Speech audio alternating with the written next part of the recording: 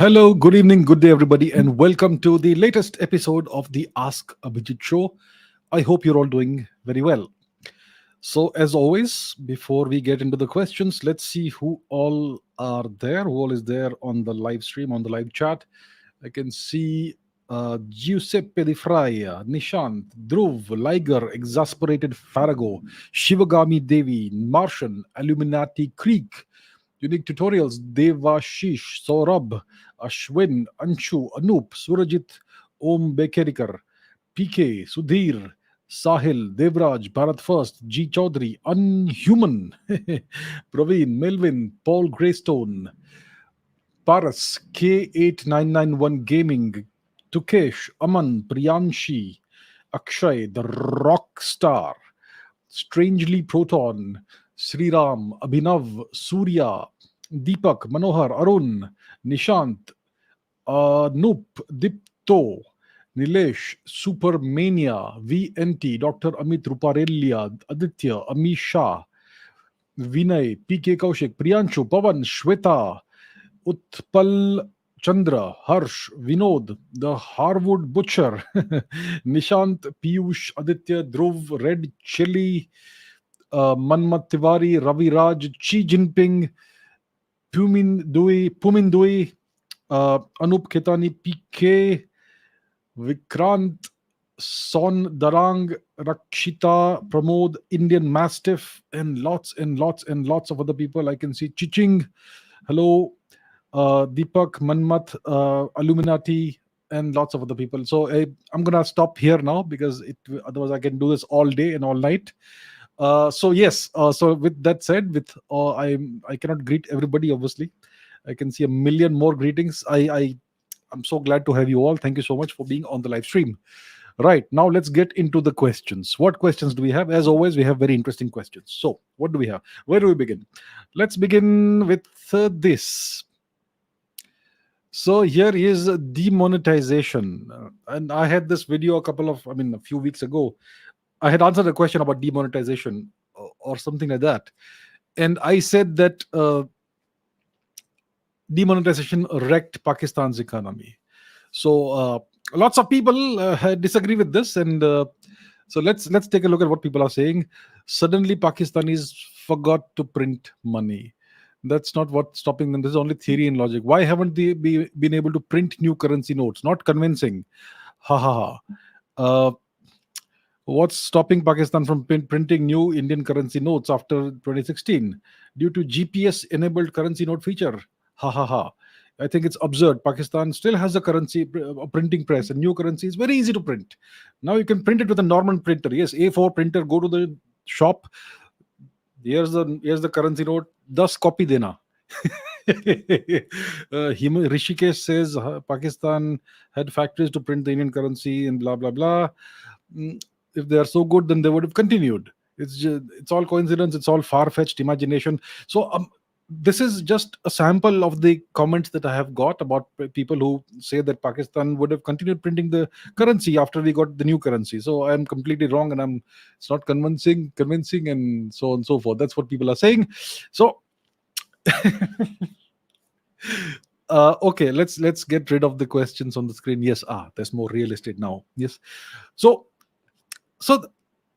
a lot of people seem to be under the impression that if you have a printer which prints money, then when India comes up with a new format of the currency notes, then Pakistan just has to get the currency notes, put it in the printer, do a Xerox copy, 10 copy dena, 100 copy dena, million copy dena.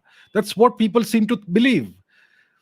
You know, some time ago I had said this on, I don't know which episode I had said this, that I am very glad to see that Indians are less naive nowadays. Well, clearly I'm going to have to eat my words here because Indians are still incredibly naive. I'm not saying Indians are stupid. There is a difference between being naive and being stupid. Indians are not stupid. Indians are very intelligent, but Indians are incredibly naive right now. If you look at these questions, it is naivete. And I can see people who apparently seem to be very, quite senior and quite educated who are saying such things.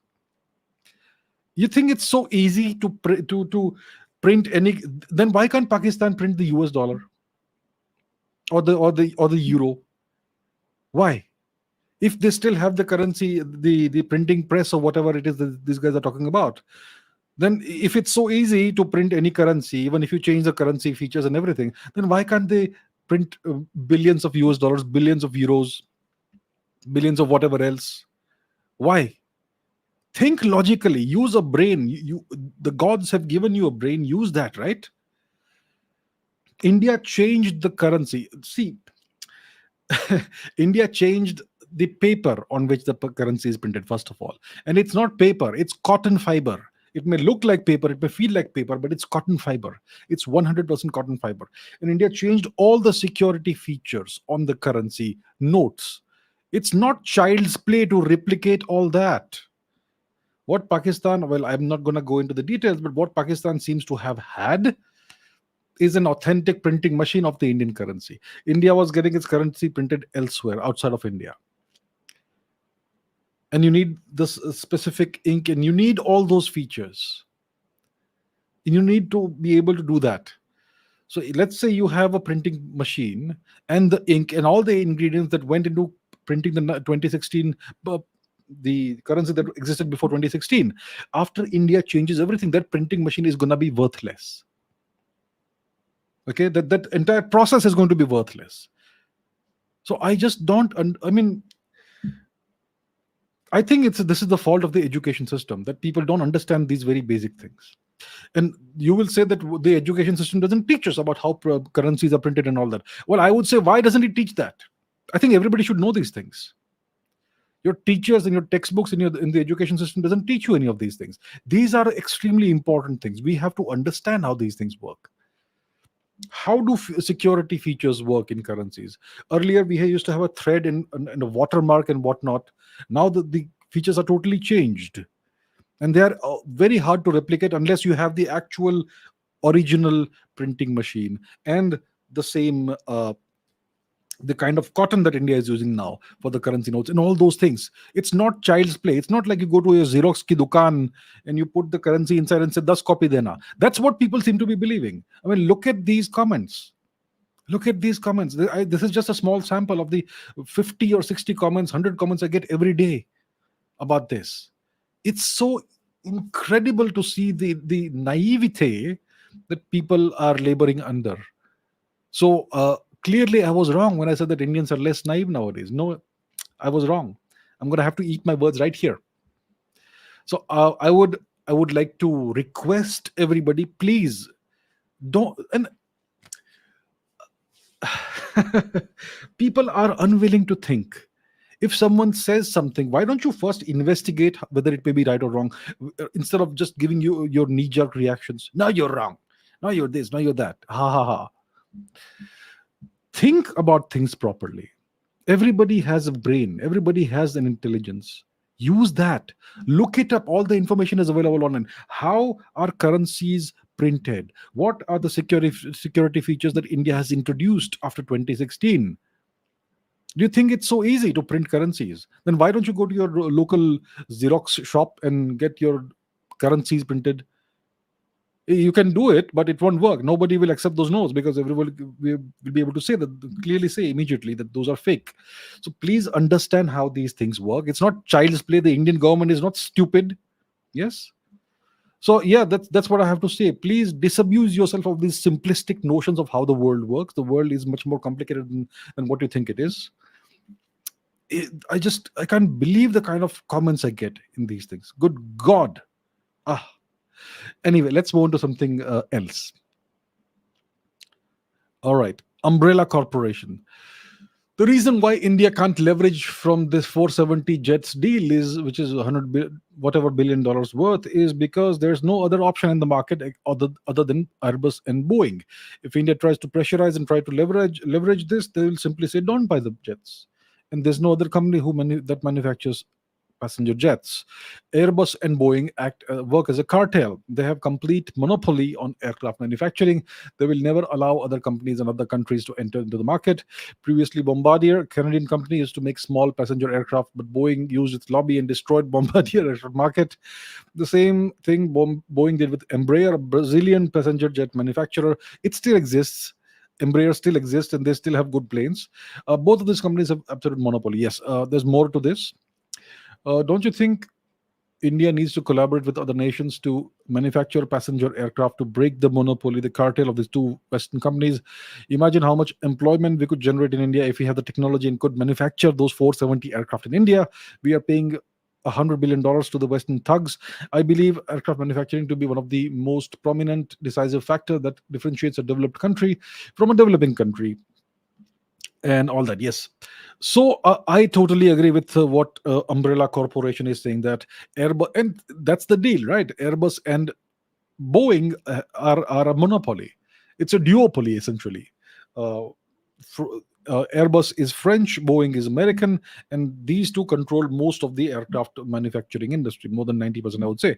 The Russians have the Yakovlevs and Sukhoi 100 jet and all that. The Russians have the ability to manufacture their own aircraft. They have number of companies that manufacture passenger aircraft and have the capability. And originally in the 20th century, in the 1900s, the Russian company Aeroflot used to it used only Russian manufactured passenger jets. So you had Yakovlevs, you had Tupolevs, you had I forget the names. I was a kid back then, a little kid, but yes, I found those Russian jets very interesting. They were not the most aesthetic looking jets. They were kind of ugly and clunky to look at, but they worked. They did the job. So so they had Yakovlevs, they had Tupolevs. I'm sure they had. Okay, these days we also have the Sukhoi 100 and all that. So the Russians have the ability to manufacture jets, but the Americans and the French have gone way ahead of them. Embraer, you used to have McDonnell Douglas, which was a very interesting, very good company. They used to have the DC-10s and all those planes back in the 1980s, 1990s. I'm sure those are no longer. I don't remember last time I saw one of those jets. So they've been all phased out. I'm sure. I think one of these companies merged with Boeing, and so on. So yes, now you have a duopoly. Embraer does exist. They do make good aircraft. They don't typically serve the commercial market. They do have those corporate jets and small passenger aircraft, and they have large heavy lift planes as well that could serve as military transport aircraft and all those things. So Embraer is a good company. They have been around for the longest time. I'm sure since the middle of the 20th century. So yes, so the deal is that essentially, if you want to buy passenger aircraft, you have to go to either Boeing or Airbus. The Russians don't seem to be quite in a position to supply hundreds of jets. Neither is Embraer in such a position. So that's the deal.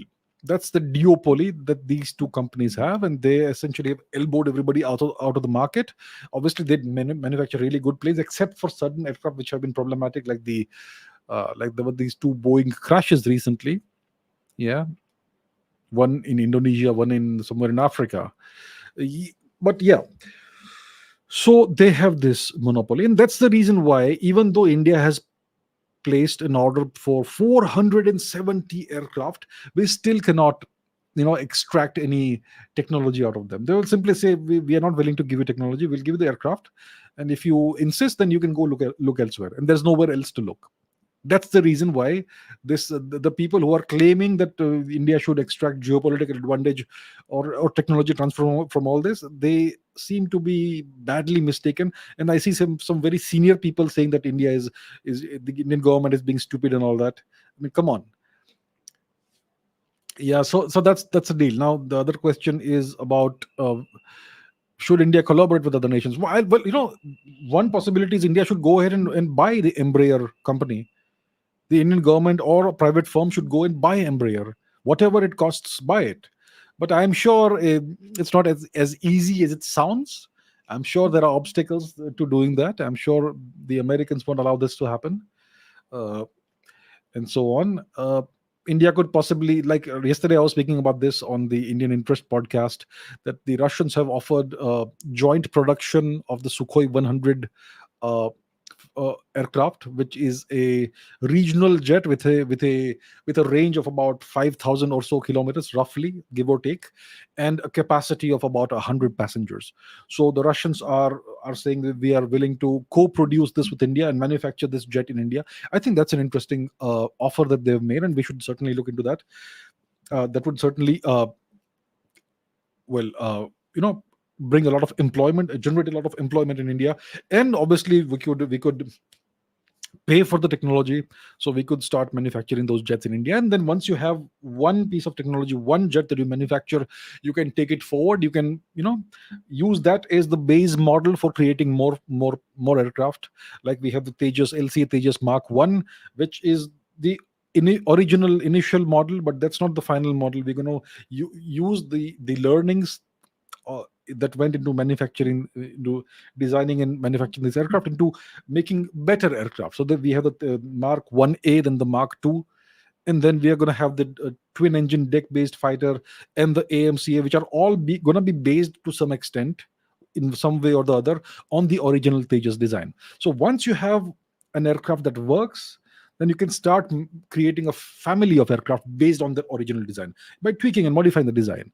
And that's how it goes. That's typically how aircraft designs evolve. So we have opportunities. The Russians, well, the Russians are kind of in a corner right now because of the Ukraine conflict, and they would be more willing than otherwise to cooperate with India when it comes to joint manufacturing of and joint development of various aircraft and all those things. So I think it's a great opportunity for India, and India should certainly go ahead with this. If India had the industry to manufacture large passenger jets, then it would generate millions of jobs in India. Imagine India places an order within India. Imagine Air India places an order with an Indian company to manufacture 470 or 500 aircraft. That's going to create an explosion of jobs. It's going to generate millions of jobs in India.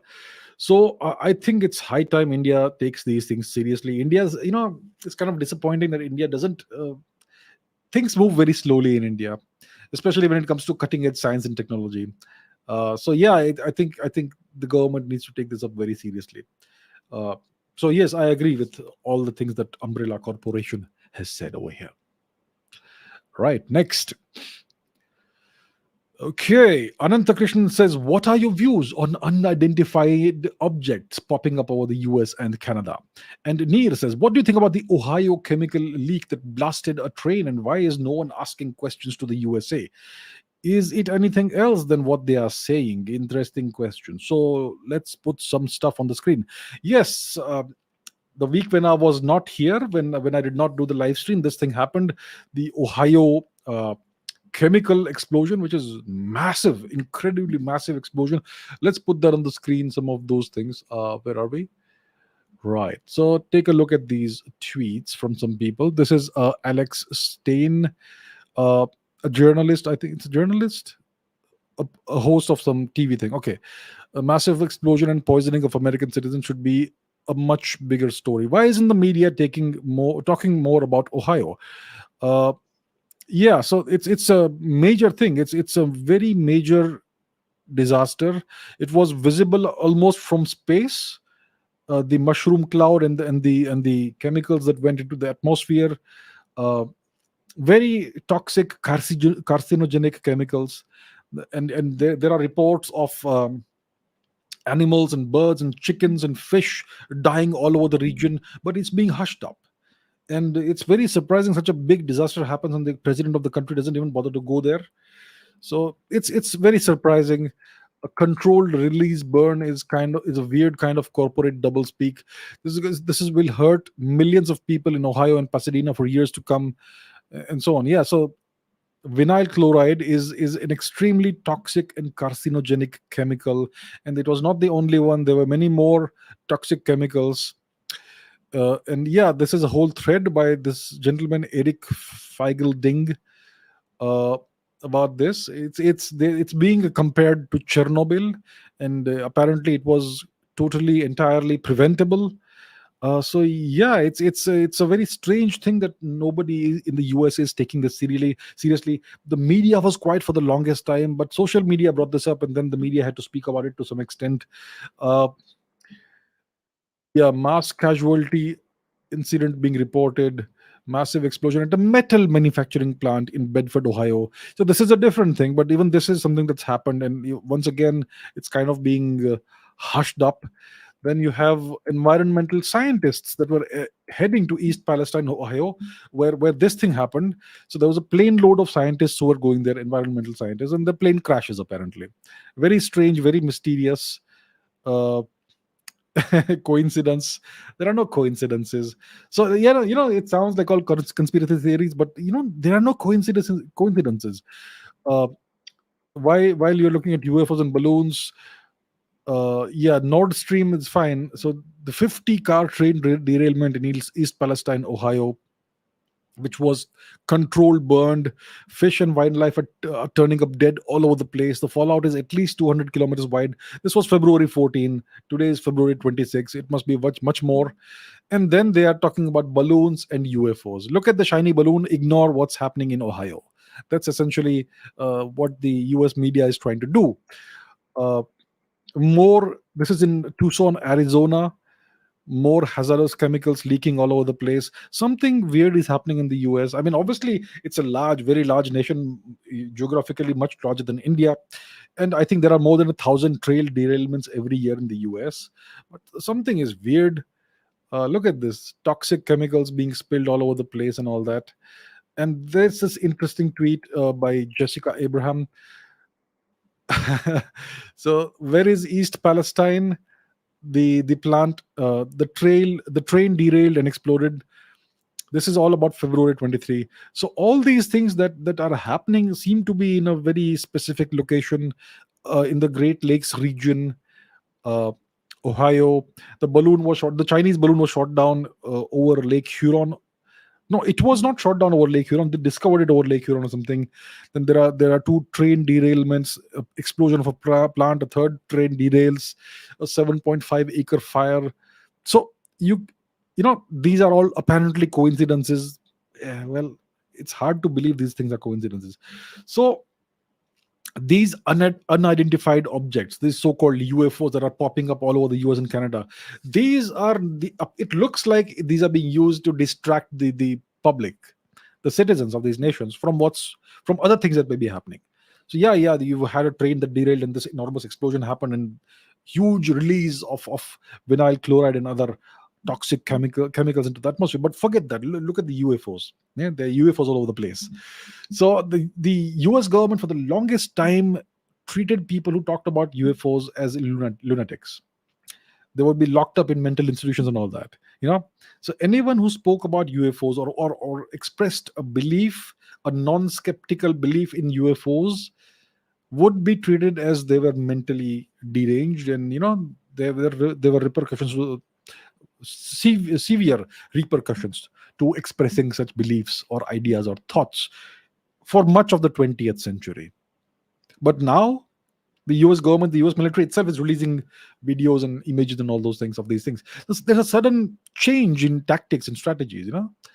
So, so it looks like it's a diversionary tactic. They're trying to divert the public's attention from other things that may be more important and may, be the people should know about it. But so that's what's happening. So what do I think about the Ohio chemical leak? It's a disaster. It's an environmental disaster. But I'm not sure if it can be compared with Chernobyl. But yes, people are indeed comparing it with Chernobyl.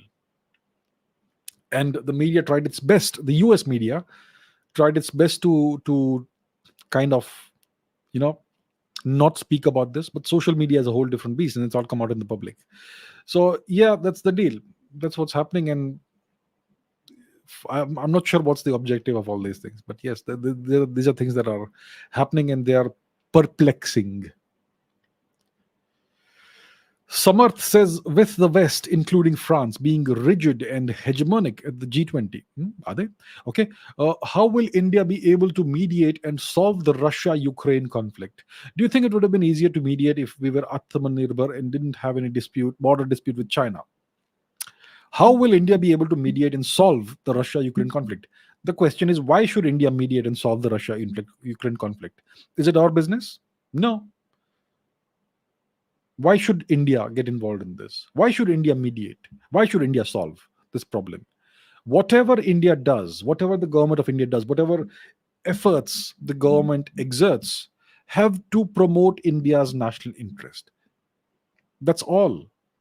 Why should we play the role of a mediator and problem solver for the world? Are we paid for that? Do we get any benefit from that? Why should India solve this problem? Think about how things have gone after the Russian invasion of Ukraine. Has India has it been harmful for India, or has India benefited in some way from this? I would say India has benefited greatly from the events that are a fallout of the Russian invasion of Ukraine. Now India is getting enormous quantities of very cheap Russian oil. Not only that, India is able to export processed petroleum products to the West, and so India's it's a win-win situation from India in two ways. And it's certainly boosted India's geopolitical stature. It has not worked out in favor of China. The Chinese were hoping for certain things which have not happened to a significant extent because of India and India's actions. So I think the Ukraine war has been good for India. And I may sound like an evil guy for talking like this, but that's how geopolitics works. That's simply how it works. So why should India go and put a stop to what's happening? Let it continue. The world is changing. The old hegemonies are slowly eroding. For the longest time, for almost half a millennium, it's the English-speaking people who have ruled the world. It's the Europeans who have ruled the world. Now it's high time things change, and things are changing. So I don't think India needs to, or India wants to, or India should mediate and solve this problem. India should find creative ways of benefiting from what's happening. There are problems all over the world. These are not India's problems. So that's how I see this. It may sound cynical and kind of evil and selfish, but yeah, that's how it works in geopolitics. Every time there's a problem, it's an opportunity for other nations, or even for the nation that's involved. So that's how it is. So and I don't know about the West being hegemonic at the G20. There is no hegemony or geopolitics at the G20 level. G20 is about economic cooperation and diplomacy and things like that. The G20 is not a very significant organization when it comes to geopolitics. It doesn't change any geopolitical outcomes or shape any geopolitical outcomes. It's more about soft power and more about economic cooperation and such things. There is no hegemony there.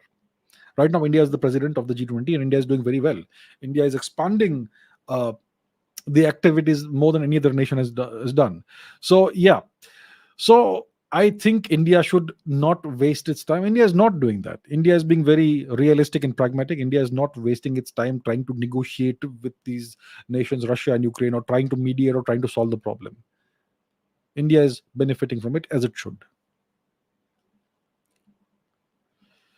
Okay, Rodrajit Sarkar says, why did France leave NATO in 1966? Can it happen again? Interesting question. 1966. What was the situation like in 1966? John F. Kennedy was dead, and Lyndon Johnson was the president of the US at the time, if my memory serves me right. 1966. At the beginning of 1966, India's Prime Minister Lal Bahadur Shastri mysteriously died in Tashkent, Uzbekistan, then USSR. And the president of France was Charles de Gaulle at that time. So what happened? France did not leave NATO in 1966. That's not what happened. What France did, see, NATO is essentially, we've spoken about this lots of times. NATO is a US-led organization. It's been created by the US. It's the US satellite states in Western Europe. That's what it is. It's a military alliance.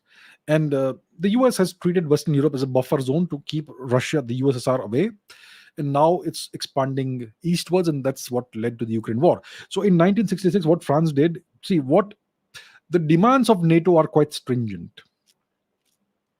The demands of NATO, any nation that is a member of NATO, to some extent or the other, and more rather than less, has to accept a collective form of control over its armed forces. Which means your army, your armed forces, and their assets are no longer really yours. They come under the command structure of NATO. Yeah, that is a loss of sovereignty to a significant extent. And if you are a nuclear power like the UK and France, then there is a demand and there is an expectation that you will integrate your nukes, your nuclear deterrent, with that of NATO. So once again, your nukes don't really belong to you; they belong to NATO, and you will integrate your deterrent with that of the other North Atlantic powers. That's again loss of sovereignty. Now, when it comes to the UK was deeply beholden to the US. It became, to a significant extent, as an extension of the US after the Second World War, because it was deeply indebted. So they had to accede to many of these demands. They discontinued their ballistic missile and rocket program. They had a very good space program, the UK. They had excellent rockets, and it was all dismantled because of budget cuts and whatnot. That was the excuse that was made. But the Americans did not want the UK to have an independent space program. They wanted UK to be toothless. And again, the UK's nuclear deterrent, their nuclear warheads, are placed on American missiles, not on British missiles. It started with the Polaris program, I believe, in the 20th century. And I'm not sure which missile they use today, but it's American missiles. And I doubt very strongly, whether Mr. Rishi Sunak actually has the nuclear button at his disposal. I don't think so. I think the UK's nuclear deterrent doesn't really belong to the UK. It actually belongs to the US. I don't think Rishi Sunak has the nuclear button at his disposal, all right? Or whoever is the Prime Minister of the UK. Margaret Thatcher would have had it. John Major would have had it. But after Mr. Tony Blair, it all went haywire, and didn't go haywire. The control passed to the US, most likely. So this was the demand that was made on the French. The French were not willing to integrate, to place their nuclear warheads at America's disposal. Essentially, that's what it means. And they were not willing to accept American control over their armed forces. When you say accept collective NATO control over your armed forces, it means you accept American control over your armed forces. So France did not withdraw from NATO. France withdrew from the NATO military command structure. It still remained an active member of NATO after 1966. So French officers, military personnel, continued to serve at the NATO headquarters in Brussels. And France did continue various activities, military activities, other activities, in coordination with other NATO members. For instance, you had the Balkan conflict in the 1990s and the early 2000s. The French were definitely part of that. The French military was part of that, as under the NATO uniform, under the NATO alliance. So France was definitely a part of NATO, but it refused to do certain things. The critical things, such as control of nukes and control of your armed forces, those the French declined to accept those demands. So the French withdrew from NATO's military command structure, and they rejoined it in 2009. So they lost a little more sovereignty in 2009. So that's the deal about this NATO saga. France left the NATO military command structure in 1966 and rejoined in 2009. A gap of more than 50 years. Was it 50 years? Roughly 50 years. Roughly half a century. All right? The guy says, as you said in your previous videos, that ISRO should get more finance. Yes. What are your thoughts on the Indian government reducing the budget allocated to ISRO compared to the previous year? I think it's terrible. I think it's extremely disappointing. Um, you know, I don't know what's the reason for this, But your space program is something that you invest in long term. It's going to pay you back in the long term, not today. So if you're cutting down the budget of ISRO, it's kind of short sighted behavior. You will cut down the budget and allocate that money somewhere else. But ISRO, I don't know what ISRO is up to. You need to have a long term vision and plan, and you have to implement it step by step by step. Look at how the Chinese do things. Look at how look at SpaceX, for instance. 20 years ago, SpaceX did not even exist. And when Elon Musk decided to start SpaceX, he first went to Russia in the hope of purchasing a couple of ICBMs, intercontinental ballistic missiles, for a few, maybe tens of millions of dollars or something, so that he could take that reverse engineer it, and then start building rockets for SpaceX. The Russians laughed him off. So then what he did, Elon Musk, is he hired ex-NASA rocket engineers and of other folks who had the background, and then they went ahead creating a rocket, the first SpaceX rocket from scratch. And there were at least 2 or 3 launch failures, which is to be expected when you're starting something new. A rocket is extremely complicated. Something or the other can fail, and then the whole thing fails. But eventually, on their last possible try, when they were running out of money, the rocket launch went off, and they were able to gain government funding, and that's how SpaceX took off. And today they are on the verge of launching the most powerful rocket humanity has ever made. In less than 20 years, they've gone this far. What is ISRO doing? Hardly anything. SpaceX has more than 100 launches easily per year, rocket launches. They have several rocket launches every week, at least one a week.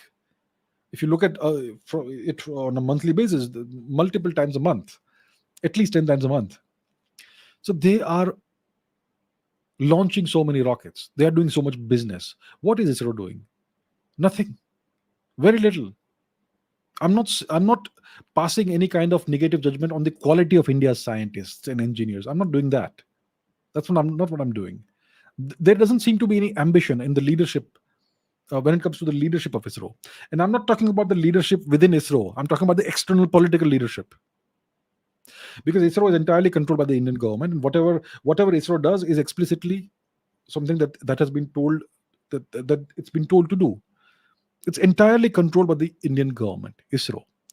So the whoever is the chief of ISRO doesn't get to decide what ISRO is going to do next. That's not how it works. So if ISRO is doing nothing, I'm not saying it's doing nothing, but it's doing very little. I mean, when was the last time ISRO came up with a new rocket? Yes, recently ISRO came up with a new rocket, which is a tiny rocket for launching little satellites. Instead of building larger rockets, more powerful rockets, we are building tinier, punier rockets. I'm sure there's a reason why it's doing that.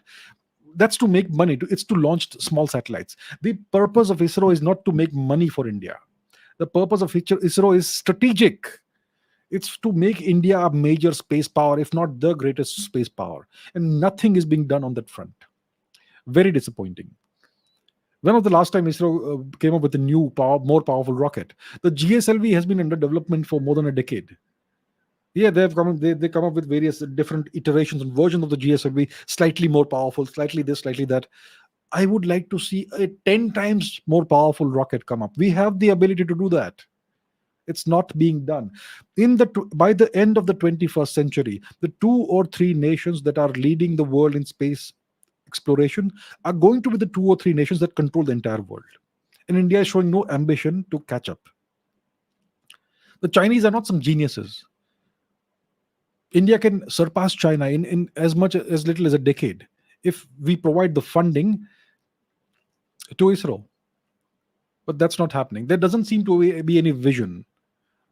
Now, where is ISRO controlled from in the Indian government? I'm not quite sure. I don't know. I'm sure we can look it up, but yeah, let's not do it right now. So it is extremely disappointing. There are some random here and there, some programs. There is this Shukriyan program to send a probe to Venus. There is the new Chandrayaan program. It will happen this year or next year or whenever it happens. The third one. The first Chandrayaan was in 2009. It went well. The second one was in 2019. a decade later. It should have been 6 months later or a year later. Very disappointing. And yes, there was an issue. It did not succeed entirely. The lander failed at the last possible moment. So why didn't we send a new one 6 months later? We still haven't sent Chandrayaan 3. I don't know what's happening. There is no leadership. I'm not saying there's no leadership. There is no ambition. And there doesn't seem to be any ambition to make India a great space power. India is going to be left behind very badly if it continues like this.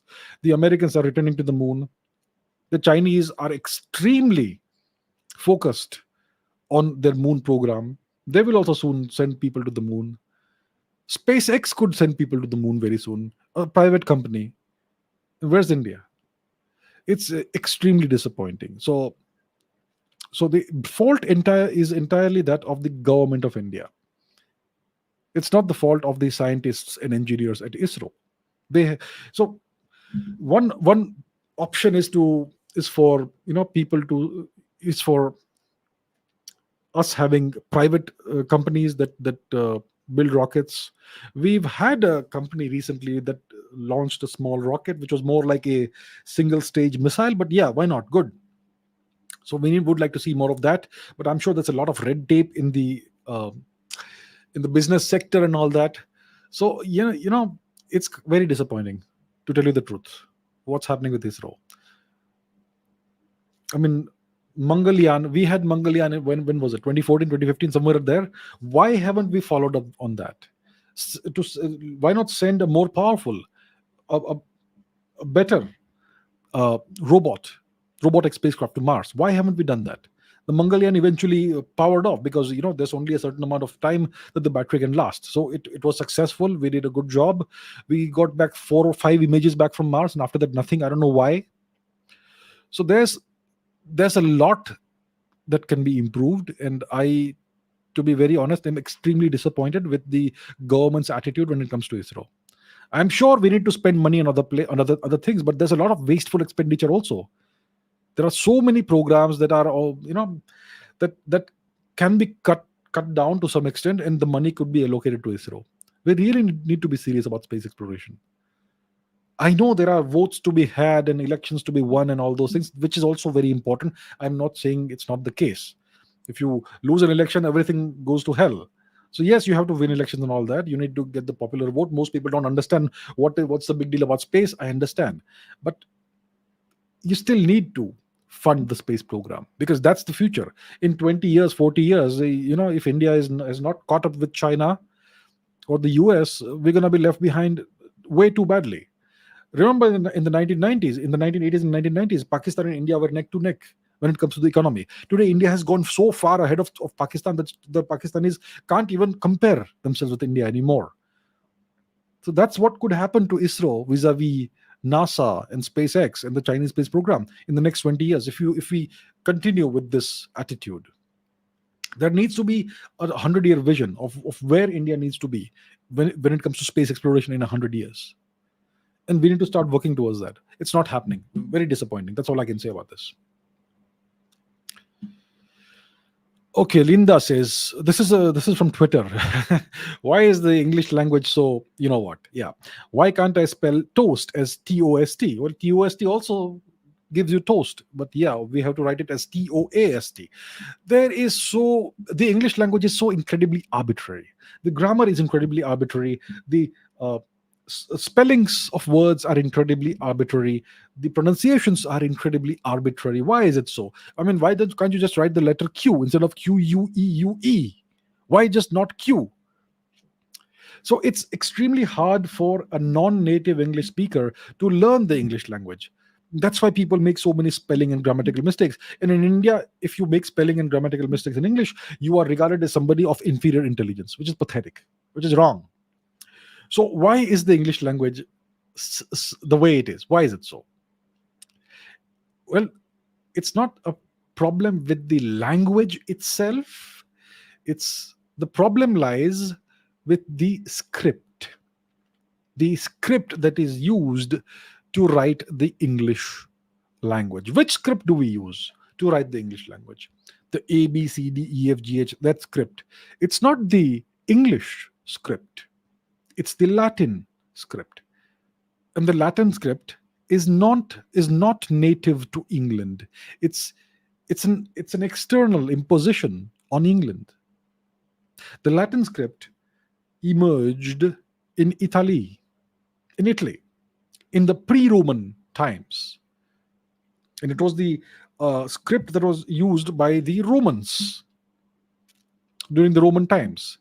And then out of Rome emerged the Catholic Church, the Vatican, which was an empire. It controlled all of Europe. And what it did was spread Christianity. And you can read the book. There are lots of books about this. One of the best books is The Darkening Age by Catherine Nixie, in which you get to see how Europe's indigenous culture was destroyed by Christianity. Destroyed through force, through a lot of force, a lot of violence, a lot of bloodshed. If you go to Greece, for instance, and you see the great monuments of Greece and the carvings, wonderful carvings and statues, they're all defaced and mutilated and destroyed and broken. Arms are gone, noses are broken off, hands are gone, other limbs are gone, hammered off. Very similar to what you see in India when you go to temples in northern India. They're all destroyed. And all the murtis of gods and goddesses are mutilated in some way or the other. Nose is broken, face is broken, breasts gone, arms broken. You don't see any intact statue of any god or goddess in any temple or any other place in northern India. It's very, I'm talking about ancient statues and temples. You hardly find a statue of the Buddha in northern India, and I'm talking about including Afghanistan and Pakistan, with the head still on the shoulders. We know how this happened. A very similar thing happened in Europe with the expansion of Christianity. So if you go to Greece, if you go to the Hellenic regions, you will not see it. It's very rare to find a statue that is intact. Most of them are, they've been dumped in lakes, they've been buried underground, they've been broken, they are lying in ruins. And of late they've been trying to restore all of this, but that's what happened. That's how Christianity destroyed Europe's indigenous culture. There were the Northern Crusades, which were extremely bloody. So Christianity spread through the sword. It spread through force. It's a chapter of history that the Europeans try to brush under the carpet. Yes. So with the expansion of Christianity came the expansion of the Latin script.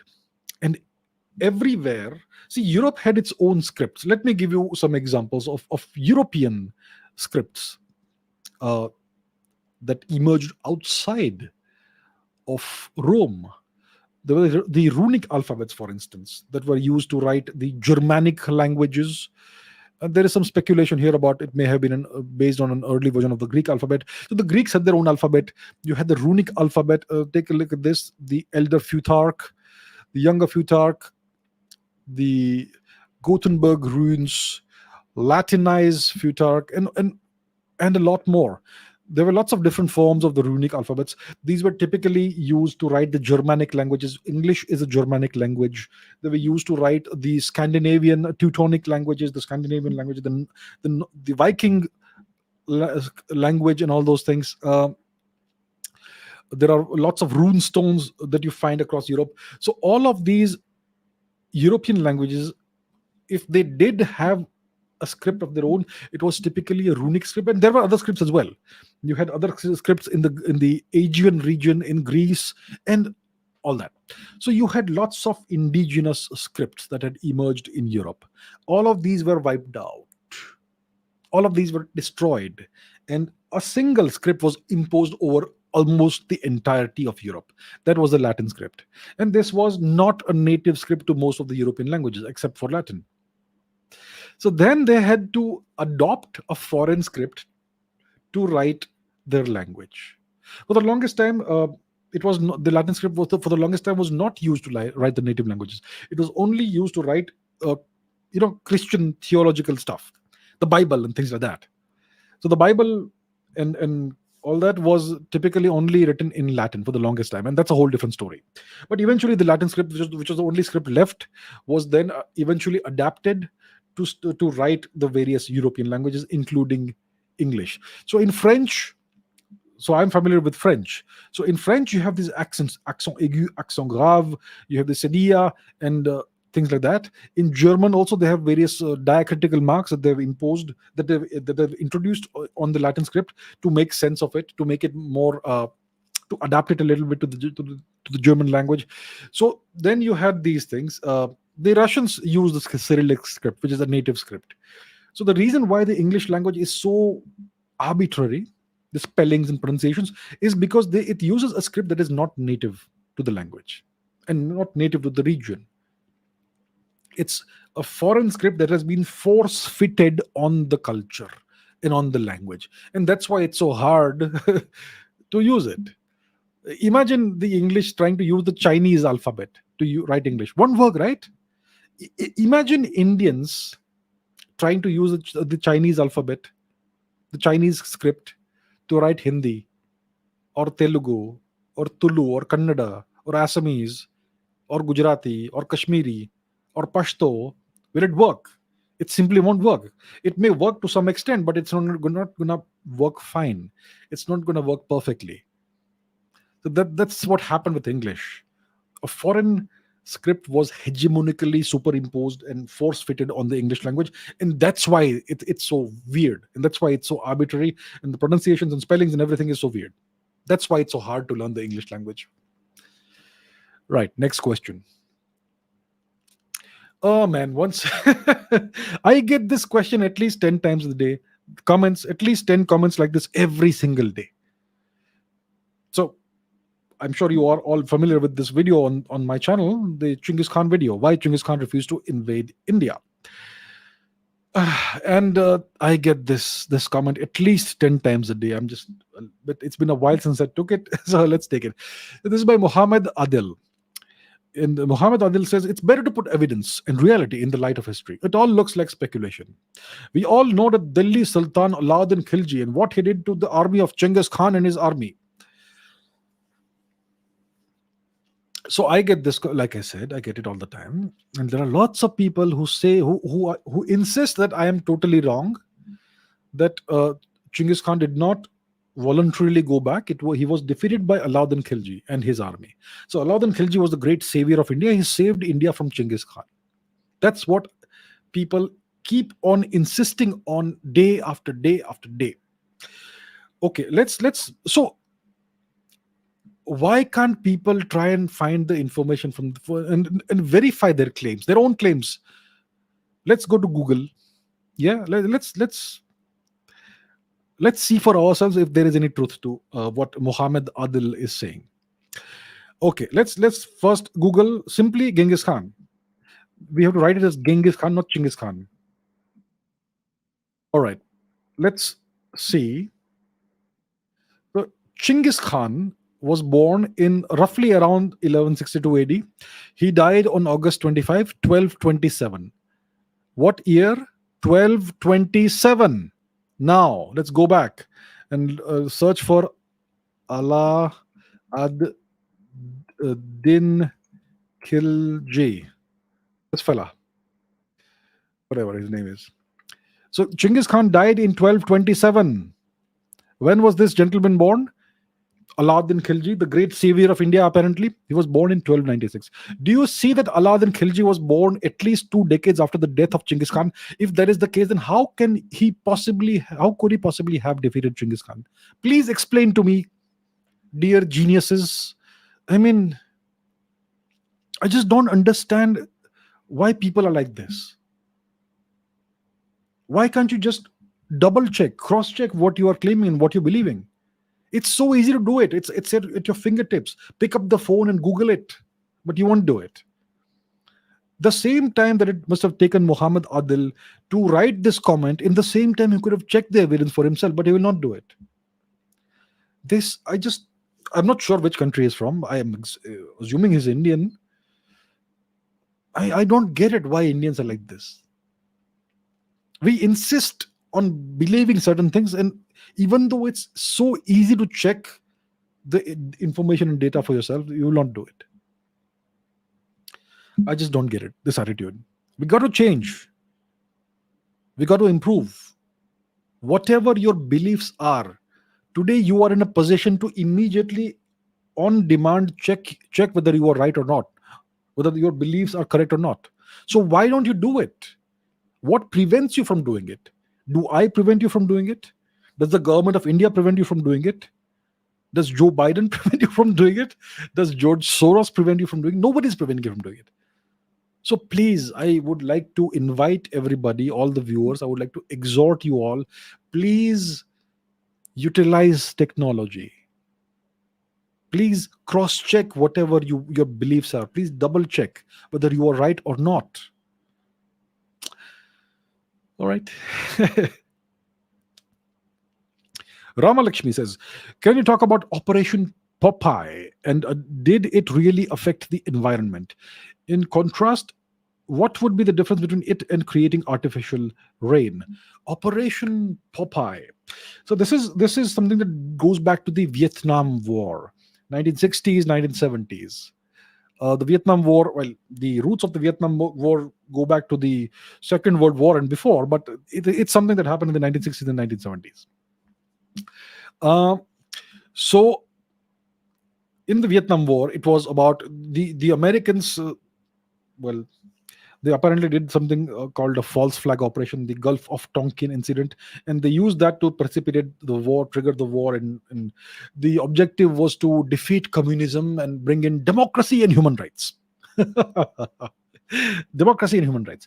So North Vietnam, South Vietnam. So North Vietnam was the so it was about fighting the communists, and the Americans were worried that the Chinese will expand their footprint in Southeast Asia and take over Vietnam, and that's what it was. So it was about American national security, half the planet away, apparently. So what this Operation Popeye was about creating artificial rainfall. It was a chemical weather modification program, right? A military cloud seeding project. Now, cloud seeding is a technology that does work. Today, it does work. What you do is you release chemicals into the atmosphere, which act as nucleation points. Those molecules act as nucleation points, the seeds for creating raindrops. You typically use sodium iodide or silver iodide. Mostly it's silver iodide. That's the chemical that's used. And it's possible to produce rainfall almost on demand within a certain time frame by doing this thing. You typically would send a plane aircraft up into the atmosphere at a certain height. You release these droplets, this chemical, and soon you will have rainfall. So you typically use silver iodide or sodium iodide. So this Operation Popeye was conducted during the Vietnam War, and the Americans did not. And what was the objective of this? The objective of this artificial rain program, this chemical weather warfare program, the objective was to unleash rainfall, was to extend the rainy season in Vietnam, in order to have this unseasonal excessive rainfall that will soften the roads, that will wash away bridges and create landslides and things like that, that will be disadvantageous to the Viet Cong, the enemies of the US, the freedom fighters. That was the objective of this program, of Operation Popeye. And the Americans did not do this merely over Vietnam. They did it over Laos, over Cambodia. Let's go to the map. Yes, map, finally.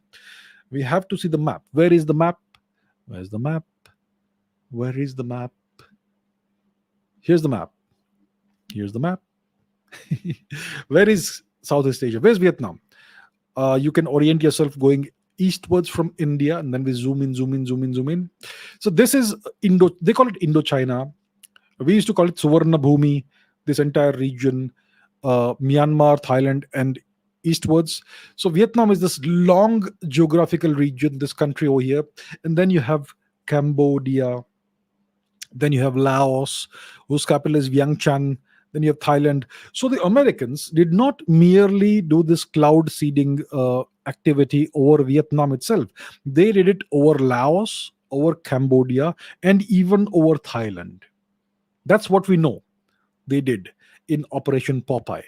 But the results that they were able to achieve have never been disclosed. So we don't know whether it was successful or not, or if it was successful, to what extent it was successful, and whether they were able to achieve their military objectives of creating landslides and softening the roads and washing away river crossings and things like that. We don't know, because they've, as far as I know, they've never disclosed it. I've actually looked into this. I have not been able to find any evidence of what the results were. So that's what Operation Popeye was. They did this during the Vietnam War, 60s and 70s. When did it start? Did it begin? End? We're not quite sure. But that's what it was. But yeah, this technology of creating artificial rain through cloud seeding using silver iodide or sodium iodide does work. It is something that is indeed used by certain nations for certain purposes, for essentially creating artificial rainfall. Submay Patra says Hinduism is the only culture which wholeheartedly accepts and respects LGBTQ plus people. I have many LGBTQ friends who respect and love their Hindu roots, but there are many LGBTQ who are completely left-lean, support radical organizations which ridicule the Hindu culture. What's the reason for this? It is the indoctrination created by education, the education system, and the media. Typically, it's this indoctrination is placed into people's heads. It starts in a soft way during the primary school level. It becomes a little more, it intensifies a little more during your secondary school, up to the 10th and 12th standards. And then when it comes to college and university education, that's where the hardcore indoctrination is done. Everybody goes through this. And most Indians, because of this, see, first of all, they don't teach Indian culture at all. You're not taught anything about your culture in the Indian education system. And then once you go to a higher level, you're taught everything, things that are totally against your Indian culture, all lies and fabrications. So that's what happens. So despite Hinduism or Dharma or Indian culture, Dharmic culture, being the only culture that has never ever done anything against the LGBTQ people, whatever that is, despite that, there are lots of gay LGBT people who think Hinduism is the epitome of evil and all that, and despite being of Indian origin, of Hindu origin. So it's all because of the indoctrination and the brainwashing done by the Indian education system, the media, the entertainment industry, and so on. Your professors, your textbooks, mainly your professors at the college and university level, especially if you are in the humanities. Good God, you're totally brainwashed. I have known people, really intelligent people, good human beings, who went into the humanities and come out totally brainwashed. And they're still nice people, good people, but they genuinely believe Hinduism is evil and Indian culture is wrong, is bad, evil. Intelligent people, well-meaning people, good people who feel this way, who believe very strongly that Hinduism is evil. And not only that, they believe the Indian nation is evil. There are people who will support China's claim on Tibet and Pakistan's claim on Kashmir, but they will not support India's claim on anything, despite being Indian. And they truly believe it is right. So that's what the education system does to you. So that's the reason why it is so. Despite, find me anything in the Hindu scriptures. There are millions of pages of Hindu scriptures, the Vedas, the Upanishads, and so much more. The Smritis, the Shrutis, so much more, right? Find me anything which says, which goes against, which discriminates based on sexuality. You won't find anything. And still these people are anti-Hindu. So it's not their fault. Please don't hate them for whatever they believe. Obviously, it would be good if they could disabuse themselves of these fake notions. But yeah, that's what it is. So it is in the education system, and our wonderful professors and teachers are to blame for this. I'm not saying all professors are bad. I'm not saying all teachers are bad. Some of them themselves have been most of them themselves have been brainwashed, and they also believe it, and they think they are right, and they think they're doing a good thing. So that's what it is. It's a system that is self-perpetuating, and obviously, at certain very high levels, there are certain very agenda driven individuals in the academic system, especially in the humanities. So yeah, that's what it is. That's the reason why it is so. That's the reason why we see this phenomenon so very often. Rinnigan says a US company will invest $500 million in Manipur. Is there an agenda behind such huge pumping in of money into Manipur? Interesting question. Do we have a news report which corroborates this? Yes, right. Come on, let's go there. Let's put that on the screen. So this is from the Indian Express, and this news report is from February 18. That's a week ago, roughly.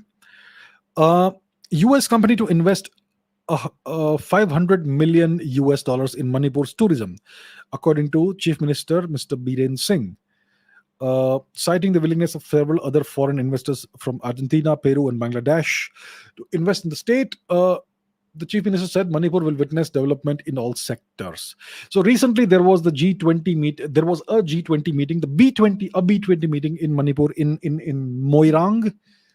It was most likely in Moirang, close to Imphal, near the Loktak Lake, where this event happened. It happened on what date? 17th and 18th of February, somewhere around that time. And all these foreign delegates came to India, and there were people from the US and various other nations. Yeah, Moirang, there you go. The B20 meeting, yes. So these certain nations have said that they are willing to invest in Manipur's tourism sector and various other sectors. So there's a US company which wants to invest apparently $500 million. So is there any kind of agenda? Well, first of all, when you invest money in a nation, in a state, it's a business move. Your agenda is to make money. I'm going to invest X amount of money, and I'm hoping to profit Y amount of money. So first of all, you invest money. You maybe you invest in the hotel sector, or the adventure tourism sector, or whatever sector which is linked to tourism. You invest the money, you create some infrastructure, or you whatever you do, and then over time, after a certain amount of time, you hope that you will make the money back, and then you start making profits. So the first agenda is that you want to make money. But obviously, when the US is involved, one has to be careful, because there can always be other agendas. So as far as I see, I don't even know which company it is. I've not been able to find the name of the company in the news reports thus far. So unless we know what company it is and what their background is and what their links are, you can't really tell. But there's always the possibility that when there is foreign investment in your country, especially in a sensitive area like the northeast, like the far east of India, which is a border region, and which has seen problems in the past, one has to be really careful as to whom you allow to invest in this place. Obviously, it's good. $500 million is a lot of money, and it's going to significantly boost Manipur's tourism sector and economy if this is true. But the question is, at what price are we doing it? So what kind of company is it? What kind of people run the company, are involved with the company? What kind of links does it have to other people, other companies and other people? What are the sources of funding? Who are the main people? What are their antecedents? What's their background? All this due diligence will have to be done by the government of India. It has to be done, because it's always possible that there is some agenda apart from making money. Yeah. So, for instance, you will in the Northeast you will find various organizations that are linked to the Christian evangelical sector who say that we are building hospitals and schools, but they have a different agenda as well. So one has to be careful about this. That's how the Northeast has been totally, what's happened there. Krishna says, we all know the situation of Pakistan. Very soon they'll go out of money. Well, I'm not sure about that, but yeah, it's in dire straits. It's been in dire straits for a while. So in the desperation for getting money, will they sell their nukes? Not the complete bomb, but in parts. We know there are nations like Saudi Arabia and Iran in the region that aspire to be nuclear powers. If this happens, how will it impact India, and can this be stopped from happening? So yeah, Pakistan's economy is in dire straits. They're always on the verge of defaulting. They're always on the always on the verge of bankruptcy. But they keep on being bailed out by their beneficiaries. In the past, it used to be China. Nowadays, you have the US, and obviously, the bailout will be done at the cost of something or the other. So there's always a pound of flesh to be extracted when you bail somebody out. That's how it works in geopolitics, especially with Western nations. And now, I'm hearing this this chatter on social media these days that maybe Pakistan should sell a few nukes, maybe to Turkey, maybe to Saudi Arabia, maybe to Iran, and make some money. So there's this guy who wears a red cap or something who has been saying this, that Pakistan should openly, no, not don't do it clandestinely, do it openly. This is our technology. We have developed it apparently, and now we have Pakistan may have 150 nukes. Let's sell 5 nukes or 10 nukes. A few maybe to Turkey, a few maybe to Saudi Arabia, a few maybe to Iran, and let's make money in this manner. Well, first of all, we have to understand that the Pakistani nuclear program was aided and abetted by the West and by China. So certain designs of centrifuges, etc., were stolen, like they say, by Abdul Qadir Khan from the Netherlands or somewhere, from wherever it was. He was allowed to take it. Okay, the West allowed the Pakistanis to do this, and then some help came from China. Maybe um uh, the Chinese transferred North Korean technology to Pakistan or whatever. So Pakistan has been helped by the West, which means the US, and by China in creating its nuclear program. And the objective obviously is to counterbalance India, is to keep India off balance, is to keep India checkmated, so to say, nuclear checkmate. So when the West has such a large stake in this, why will they allow Pakistan to do this? Even if, let's say, Pakistan wants to do something which is apparently in Pakistan's national interest, will the West allow this to happen?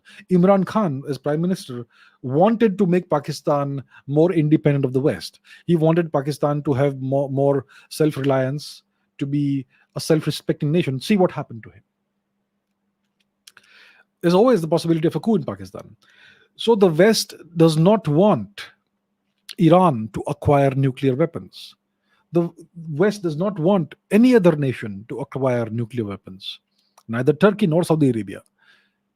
So, first of all, if the US doesn't want something to happen, it's very hard for Pakistan to do that. And even if they go ahead and do such a thing, I mean, it will be a problem even for Saudi Arabia to acquire a nuke from, or a bunch of nukes from Pakistan. The Americans won't allow this. Saudi Arabia is to a large extent controlled by the US. Uh, Turkey is a different story, but once again, the Americans see what happens in Pakistan is actually well known to the US. There are no secrets in Pakistan. The Americans have their intelligence assets deeply embedded in the Pakistan military, in the Pakistan civilian sector, in the Pakistan nuclear sector, in the Pakistani intelligence sector, bureaucracy, government, everywhere. So it's not like the Pakistanis can quietly do something. The Americans will know everything, and they won't allow this to happen. When it comes to India, do we want a new nuclear power in the neighborhood? Do we want a nuclear Iran? Iran has imperial ambitions of its own. Do we want a new nuclear power apart from Pakistan? We don't want that. It doesn't benefit India. It doesn't benefit anybody to have more nuclear powers in our neighborhood. So,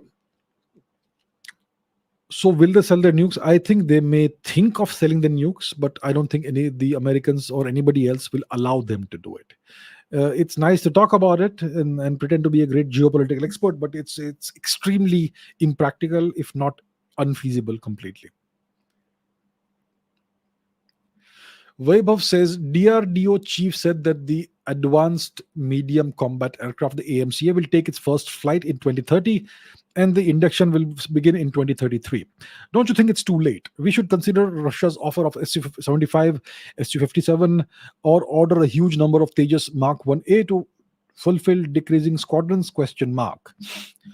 Yes, the AMCA will most likely the first prototype will first fly in 2030, and the induction will start in 2033. That's the timeline that we have. That's the timeline that's been given to the government. That's what's been communicated to the public.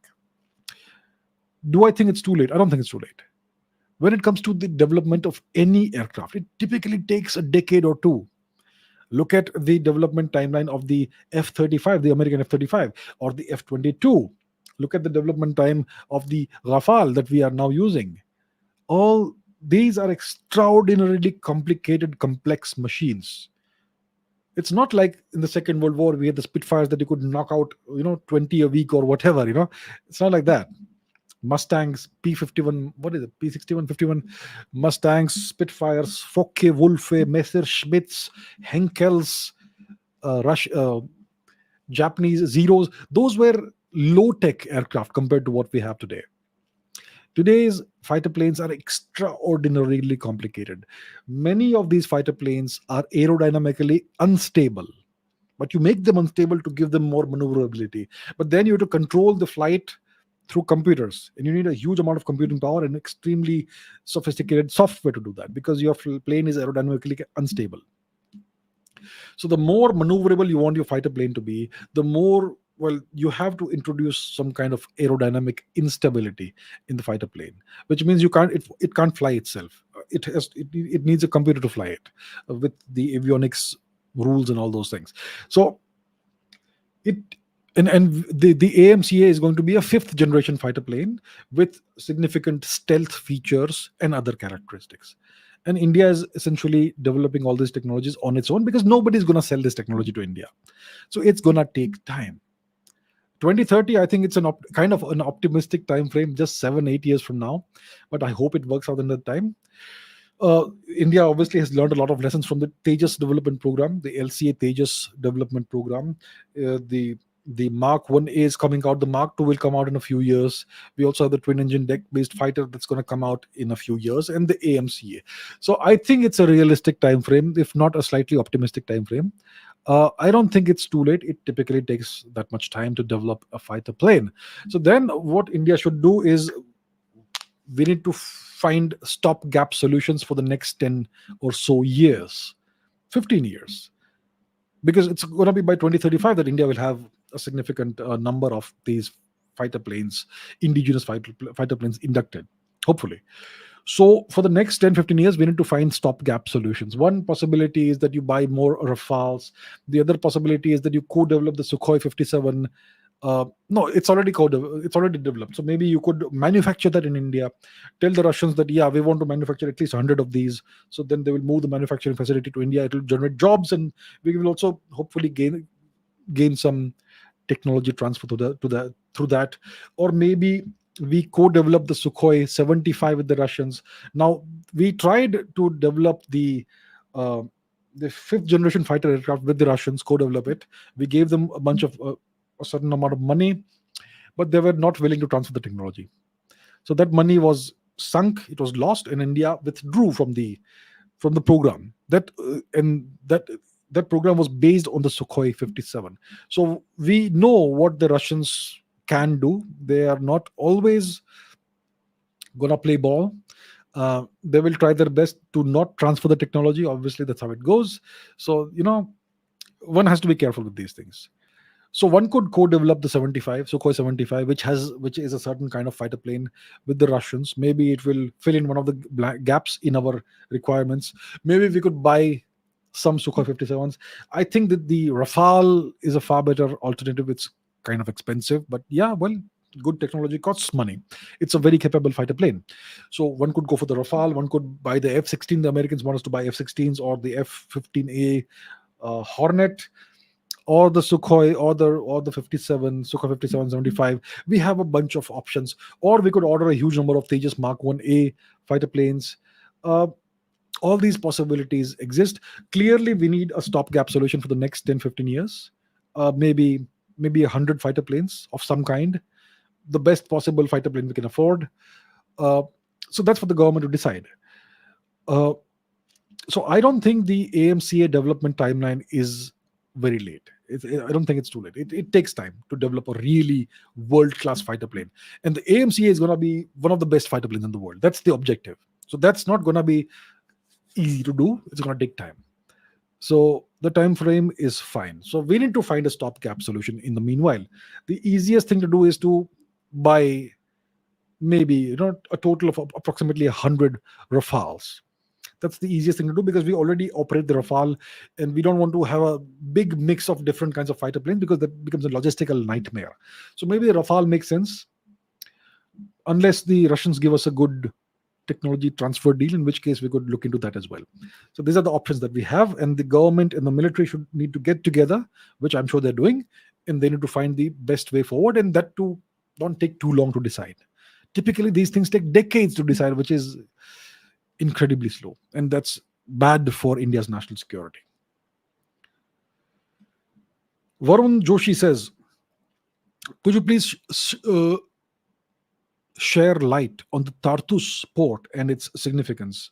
Israel bombed Damascus, Syria last week after the tragic earthquake killing 19 people. Why does Israel keep attacking Syria during such a humanitarian crisis? Okay, let's talk about the Tartus port. One question at a time. Well, let's talk about Tartus. So this port, to understand we obviously have to go to the map, because the map is our best friend.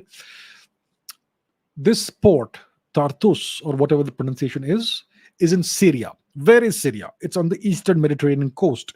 How do we locate it? We go westwards from India. We cross Iran and the Saudi and the Arabian Peninsula, and then we come to the Mediterranean coast, the eastern coast of the Mediterranean Sea, and you have Syria over here, right? So Syria is a largish nation.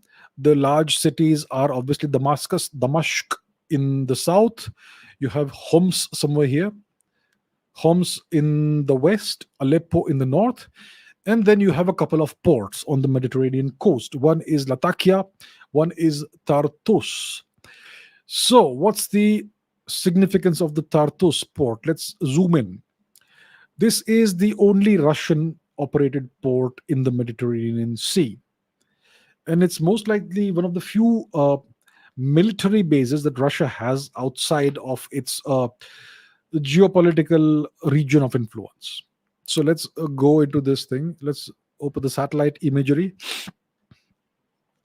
So this is a port that sometimes the Russians would berth some warships over here, but it's typically used for refueling their warships, Tartus. So why is it important? So first of all, it's one of the only military bases the Russians have outside of their zone of influence. The Russians have this massive Black Sea fleet in the Black Sea region where the Ukraine war is happening. The Crimean Peninsula belongs to Russia now. They are in control of it. And when the Russians want to send warships into the Mediterranean Sea, they have to do it through the Turkish choke points, the straits. The Strait of Bosphorus that passes through Istanbul. Then you have to go through the Sea of Marmara, and then you have to come through the Strait of the Dardanelles. So once you are out of the Strait of the Dardanelles, you have to navigate the Aegean Sea and then come into the Mediterranean Sea. And obviously, you will have to refuel and supply your ships somewhere. So that's what the port of Tartus is all about. It's a place where the Russian warships can be refueled and refitted, resupplied, all those things can be done over here. So that is the significance of the Tartus port. It's a Russian naval base. And I'm not sure we can see any naval ships over here. Yes, this seems to be a naval ship, possibly. Yeah, but that's what it is about. Tartus port. And it's not the only military facility Russia has over here. So if we go north of Tartus, we come to Latakia. Where is Latakia? Here's Latakia.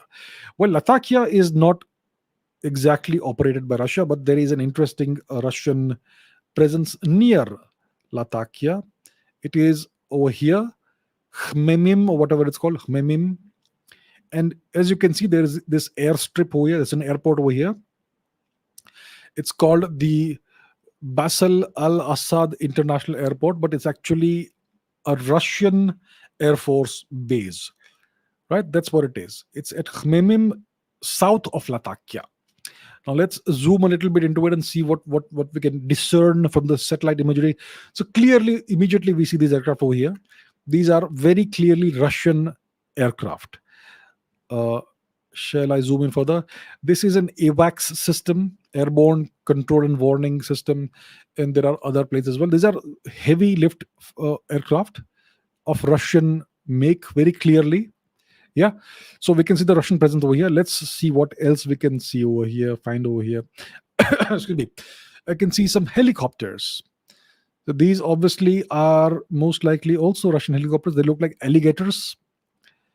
Most likely Russian alligator helicopters. This is a different make, but yes, these are Russian helicopters. What else do we see? Aha, look at this. These what kind of aircraft is this? It's most likely a MiG or a Sukhoi of some kind. So once again, these are Russian fighter planes. These are all Russian military assets. So that's the Russian presence in Syria. The Russian presence in Syria obviously was required to save Syria from the American attempt to change the regime of of, uh, of Mr. Al Assad, and the Russians were able to successfully save the Syrian government, and that's why they have this military presence in Syria. And the Tartus port, the Russian presence in the Tartus port dates back to the USSR days, to the 20th century. So it's not something that's happened recently. It's been there for the longest time. All right. Okay, what's the next question? WBCS says, do you think to protect Dharma, we should start eating beef and taking testosterone injections? Should we not try to make our men battle ready? More milk, more physical culture, and so on. What's the utility of weak IITians and doctors? We are losing ground because of not lack of faith, but lack of strength and aggression. Um, you know,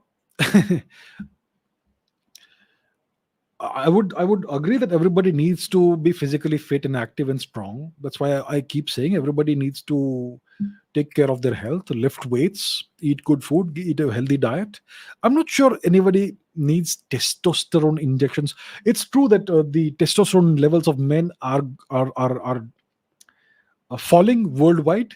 It's a global phenomenon, but so the question is, how do you increase your testosterone and be more manly or whatever? Yeah, what testosterone does is it gives you the masculine characteristics, more muscle mass compared to females, the characteristic face of the shape which is more square compared to that of females, and more muscle mass, more bone density, higher strength, the deep voice that men have, all those characteristics, and more aggression. The higher your testosterone, the more aggressive you're going to be. So you don't need testosterone injections to do that. The easiest way to increase your testosterone is to indulge in heavy physical activity, lifting weights. And the best weightlifting exercise for increasing your testosterone is legs. That's squats. You take a barbell, you put it on your shoulders, and you go down and you come up. That's called a squat. The squat is the best testosterone boosting exercise. It's a very difficult exercise, especially if you have a heavy weight. That's why leg day is the hardest day, right? But yeah, so you don't need to take testosterone injections for that. Now, when it comes to eating beef, it's the one thing that's taboo in Hinduism. So why would you do that? I understand what you're trying to say. Indians need to eat more protein and all that. So you don't need to eat beef for acquiring protein. You could eat chicken. You could eat fish. You can even gain the same amount of protein from vegetarian sources like pulses and all that. So it's not needed to eat beef to be more masculine. Now think about it like this: some of the fiercest warriors in human history were the Japanese samurai, right? We know that. Some of the best warriors of all time, the samurai. Do you know the samurai were vegetarian? The samurai were vegetarian. And if you don't trust me, then let me offer you evidence. Here we are. Why eating meat was banned in Japan for centuries. So you can look at this article. For centuries, the Japanese people considered eating beef especially taboo. Now, they're not Hindus, right? Apparently. So why was eating beef a taboo in Japan? So that's a whole historical thing. It's what I keep saying all the time. Hinduism and Buddhism are the same thing. This, contrary to what 99% of Indians believe. Um, so, so eating meat was taboo, especially beef. It was taboo in Japan. What did the samurai really eat in a day? So, the history of the samurai. Predictably, samurai ate a lot of rice and all that, pickled herbs, vegetables, fermented paste, miso, all those things, vegetables, leafy vegetables, root crops, and so on and so on. But where's the beef? Yeah, the beef is missing from the samurai diet. They did not eat a lot of meat. The only meat they would eat, if at all, would be fish or seafood. So Buddhism and Shinto, both practiced in ancient Japan, considered both of these religions considered meat unclean and encouraged followers to eat vegetables or fish, but not meat. So that's a deal. The samurai, the vegetarianism was something that the samurai had in common with ninjas. So even the ninjas were vegetarians, right? So the great warriors, some of the greatest warriors in the world, the samurai, were vegetarian. Ninjas, the greatest assassins in the world, were vegetarians. So you don't need to protect dharma. You don't need to eat beef to protect dharma and take testosterone injections. The great samurais, some of the greatest warriors were vegetarians. Nobody has accused them of being not manly enough or not being martial enough or not being strong enough, right? Even the Roman gladiators were mainly vegetarians, and those were trained. Their only purpose was to fight. So this myth that many people have, I mean, we need to re-examine that. It is not based in facts. And yeah, the easiest way to consume sufficient protein is to eat meat. I mean, you could also eat milk products. Yes, you could eat paneer or cheese, but the easiest, simplest way is to eat meat. So you don't have to eat beef for that. You could eat chicken, you could eat fish, you could eat other meat products. So I agree that it is good to be physically active, physically strong. That's what I keep recommending to men as well as to women, boys as well as girls. You need to be physically active. You need to be physically strong. Even girls need to have this. Go to the gym, lift weights. Yes, um, that's what I have to say. But the other thing is that what's the utility of weak IITs and doctors? Listen, in a society, you need all kinds of people. You have division of labor in any functioning society. You need intellectuals, you need doctors, you need engineers, you need scientists, you need artists, you need merchants, you need warriors. Not everybody does these things. Everyone's different. Everybody needs to find what they have the most aptitude for and go for that. And there are people who obviously have the aptitude for physical activity and warfare and all that. Well, those people should do whatever is right to be physically strong and fit, and that's how it is. Yeah. So I disagree that there is no utility of weak IITians and doctors. I agree that in Indian society there is this kind of shift away from physical culture. If you watch Indian entertainment, all the men you see are kind of effeminate. If you watch Indian advertisements, especially those aimed at teenagers, the boys they show in those ads are very not not quite manly, even though you have physically stronger and more manly boys around. But the ads only show certain kinds of men or boys. So yeah, there is this, and that's something that's seeping into the consciousness of youngsters. So it's cool to be, less manly these days. That's something that's seeping in from the West. We know how the socio political climate is in the US and in the West, right? So I think every person needs to take care of their health. I think weight training will benefit everybody. Heavy weights, not little weights. Yeah, no, not those little pink dumbbells, but real iron weights. You need to test yourself. You need to try and go beyond the limits, not injure yourself, obviously. So I think everybody needs to do that. But I think there's a great amount of utility when it comes to IITians and doctors and scientists and engineers and intellectuals and writers and artists, as well as merchants and entrepreneurs and warriors. A good society, a healthy society needs all these people. Lanchenba says, are Meiteis pre-Vedic Hindus with their own version of the scriptures called Puyas? Puyas. Atinga is Brahman, Shidaba is Shiva, Sanamahi is Kartik, Pakhangba is Ganesh. The Vedic age seems to be only 3,500 years old. The Kanglasha, the beasts, are supposed to have only one horn. It's the same as the Chinese dragon lion. Okay, first of all, the Vedic age is not 3,500 years old. That's what Romila Thapar would like you to believe. That's what Irfan Habib would like you to believe. That's what your education system has been drilling into your heads. The Vedic system is way older than that. The Vedic age, it is tied to the disappearance of the Saraswati River. So I'll not go into the reason why the Vedic age and the Rig Veda is way older than what these people claim. It dates back to at least 5,000-6,000 years before today, if not much more. At least we don't know quite exactly how old it is, but it's way before that. The Rig Veda is the oldest known literature in the entire history of humanity.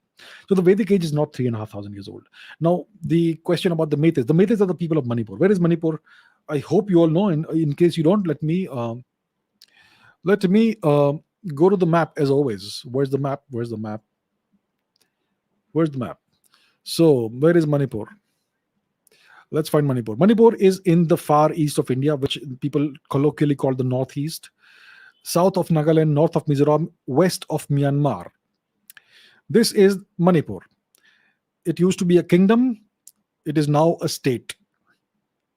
And the geographical extent of Manipur was larger than this in the past. India gave away the Kabo Valley of Manipur to Burma under the great Shri Jawaharlal Nehru ji, the great man himself. Now, and the Meitei people are the people of Manipur, the Hindus, the Hindus or the Sanamahi people, Sanamahism following people of Manipur. Those people are called the Meiteis. And so if you look at the history of Manipur, it dates back at least 2,000 years, if not 3,500 years.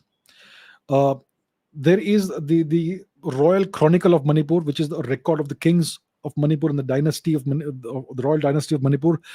One version it dates back to around 2,000 years before today, and there's another version, more extended version, that dates back to 3,500 years before today. Now, if you look at the Chinese history, it is about 3,000 years old. If you want to be charitable to China, it's 3,500 years old. I'm talking about the actual civilizational history of China. If you look at the Stone Age and all, it goes back thousands of years. But we talk about the civilizational history of China.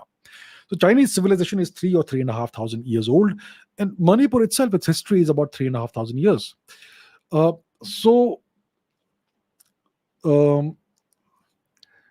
Right. So Manipur is most likely older. Manipuri culture seems to be actually older than Chinese culture itself. Now, the origins of the people of Manipur they're not quite clear yet, because our historians, historians have not been doing their job. I mean, what are the great historians at the University of Imphal doing? I'm not sure what they're doing, but they are unable to answer the question. So what is the origin of the Manipuri language? Where did it actually originate from? We're not quite sure. That's fine. The question is, so the Manipuri scriptures are called the Puyas. And the Puyas are very similar in some ways to the Vedas. The cosmology is very interesting.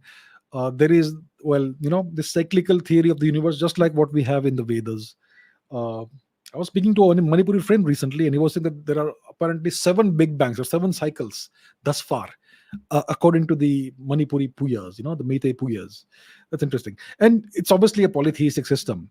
So you have Pakhangba, you have Shidaba, you have Shidabi, you have Sanamahi, and so on and so forth. So that's in some ways very similar to the Vedic pantheon of gods. I think every polytheistic system is in some way or the other very similar. So I'm not sure if you could actually equate Shidaba with Shiva and Sanamahi with Kartik and Pakhangba with Ganesh, but the similarities are unmistakable. I think all polytheistic cultures are very similar. You typically have a belief in the divinity of everything. It's called panpsychism or cosmopsychism, that the entire universe is conscious. Every object has some consciousness. Every object has some divinity in it. Plants, trees, animals, mountains, humans, we all have some aspect of divinity in us. The belief in reincarnation, the worship of spirits, of ancestors, of the spirits of forests and trees. and obviously a certain pantheon of gods. You see this in Hinduism, in the Vedic religion. You see it in Sanamahism. It's called Sanamahism. You see it in the old Indo-European religion. You see it in what's called Tengrism. You see it in Shinto. You see it everywhere. Yeah, so that's why it looks so similar. I'm not sure that the Manipuri Sanamahi culture originated in Vedic culture. Most likely it did not. Most likely it did not. Right? The Kangla Shah is the great, the mythical beast that guards the Kangla fort. Let's put that on the screen. Kangla Shah. So let's put that on the screen. So it seems to be a unicorn kind of creature. It has no. I'm not sure if it's a unicorn. Take a look at this. This is the statue outside of the Kangla fort. It has two horns and two branching horns, just like the antlers of a deer. Yeah, so that's a deal. So that's what I can say about this. I'm not sure if it's the same as the Chinese dragon lion. What's the name of the beast? I forget. Right. So yeah, that's what it is. Is Kanglei civilization older than the Chinese civilization, which means the Manipuri civilization? Sanamahism is a more advanced theology of creation of the universe than the Chinese culture. Yeah, like I was just saying, the if you look at the texts, the Puyas, then there seems to be there is something very similar to the Big Bang cosmology, and it's something you find in the Vedic cosmology as well, the cyclical rebirth of the universe. So yes, most likely Manipuri civilization, Meitei civilization, is most likely older than the Chinese civilization, and its theology and theory of creation of the universe is most likely more sophisticated than the Chinese theory, the Chinese culture. Yes, indeed. Okay, let's take some more questions. Son Darang says, can you tell us about why there will be an earthquake in northeast India, as I'm from Arunachal Pradesh? A scientist has predicted that there will be an earthquake in the northeast. The same scientist who predicted an earthquake in Turkey. Mild earthquakes happen in my state here and there every 2-3 months, and nobody cares. It's a routine thing, yes. Hope we get enough ideas and knowledge to prevent people from dying in the future. Look, there is no scientific way of predicting earthquakes as of today, as far as I know. People do make claims of having predicted something. I mean, I can make a prediction that there's going to be a big earthquake in the Himalayas, and I will refrain from giving a time frame. So it could happen in the next 5 years, next 10 years, or next 50 years.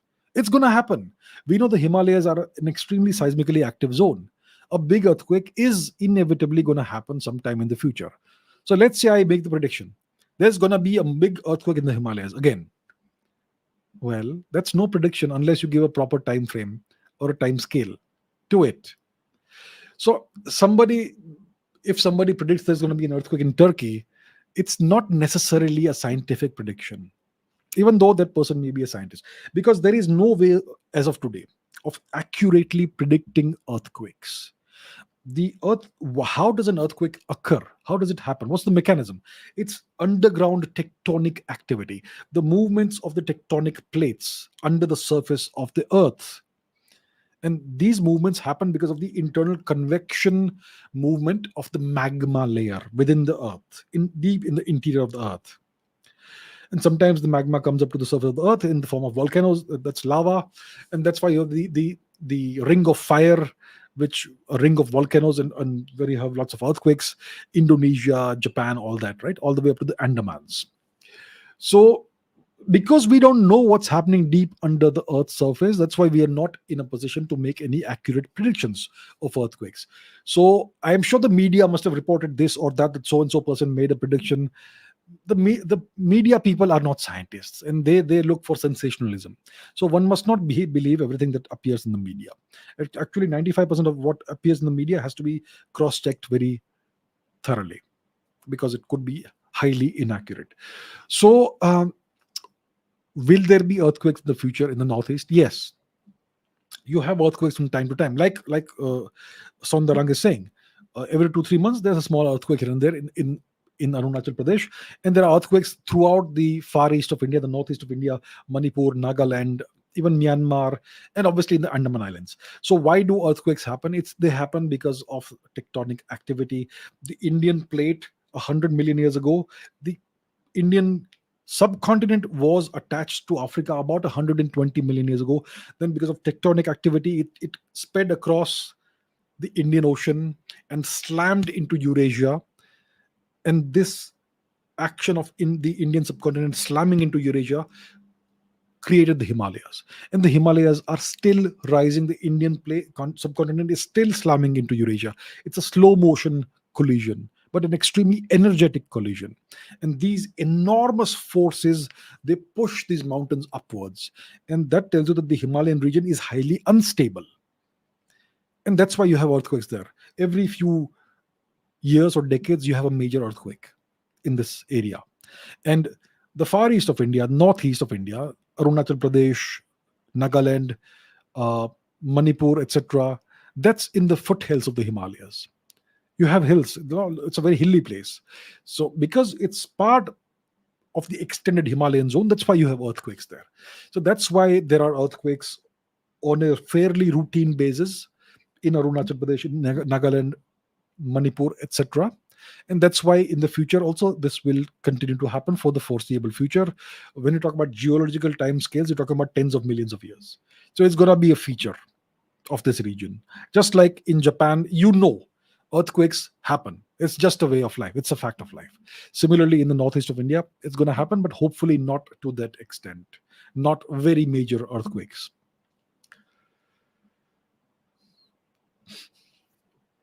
Swapnil says, what makes tardigrades the toughest animal species on Earth, physically, chemically, biologically, that can withstand just about any natural calamity or extreme environment? Interesting question. What is a tardigrade? Let's Google it.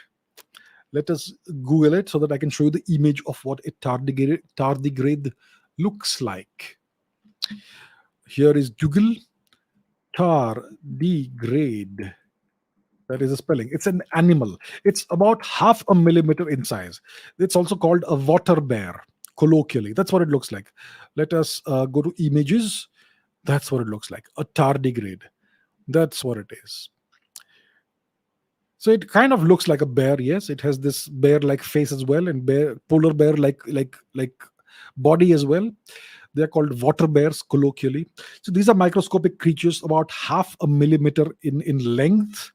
Very small, and they are found all across the earth in virtually every habitat in the earth. They're found in the sea. They're found on the top of hills and mountains. They're found in deserts. They're found everywhere. They're found all around us. Why are they so hardy? Why are they so tough? So they have certain adaptations that give them this toughness.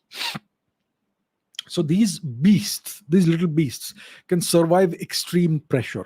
You go to the deep sea trenches, the Mariana Trench, or the deep sea trenches where the ocean is several kilometers deep, which is going to be a place where you have extremely high pressure. Tardigrades can survive that. They can also survive extreme temperatures. The temperature on the moon, the highest temperature during daytime is about 130 degrees Celsius, and the low temperature on moon is about minus 150 Celsius. So tardigrades can survive that temperature easily. They can survive temperatures below minus 200 degrees, and then they can survive temperatures above 151 degrees Celsius, higher than the boiling point of water. They can survive that easily.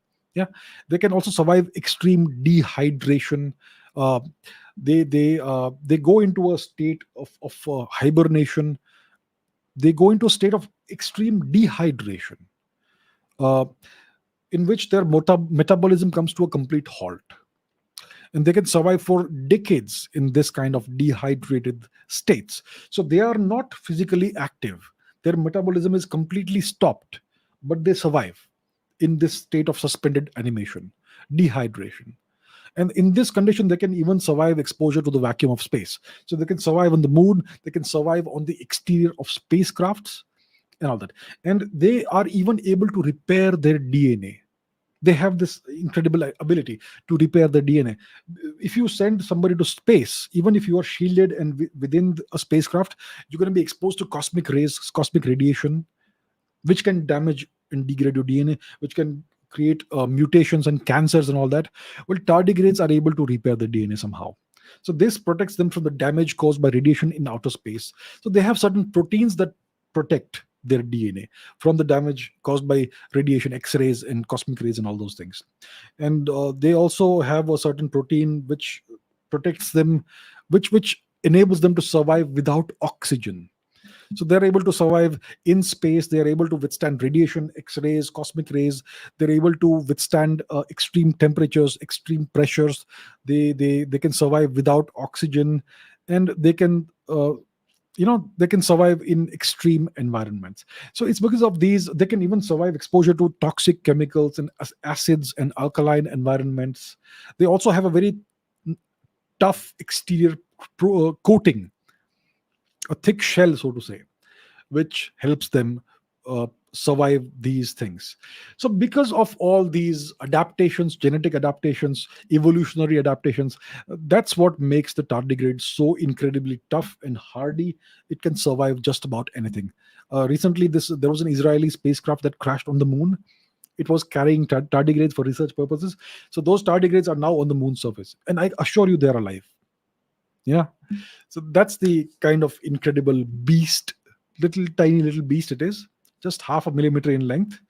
And yeah, it's possibly the toughest creature on that we know of on planet Earth.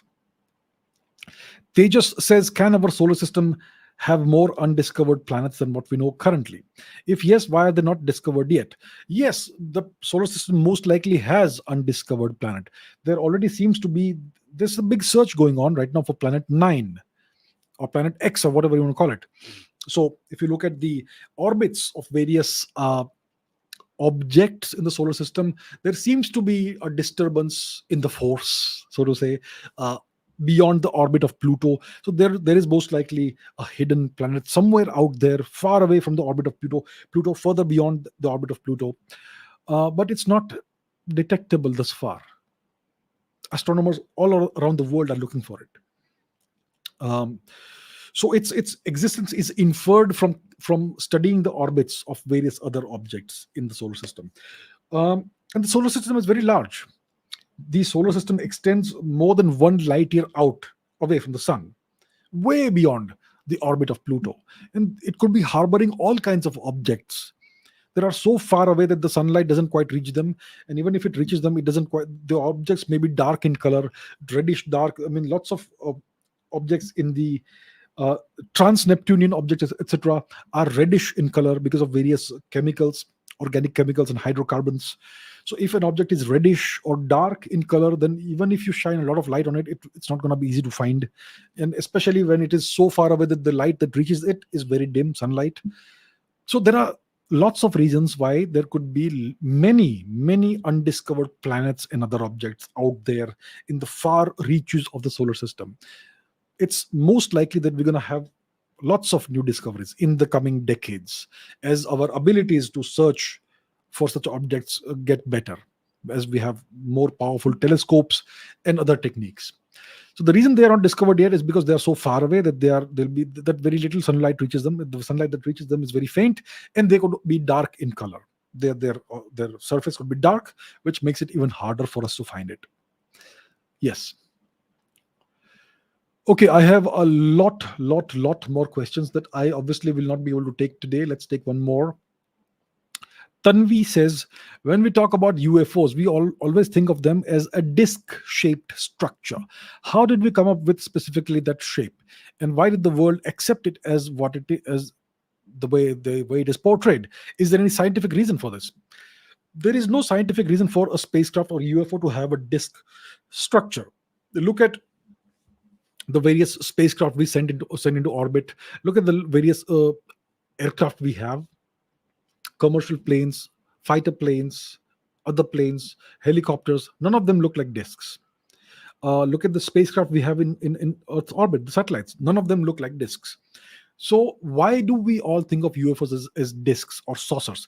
It's because of the early media exposure or coverage of this in the United States.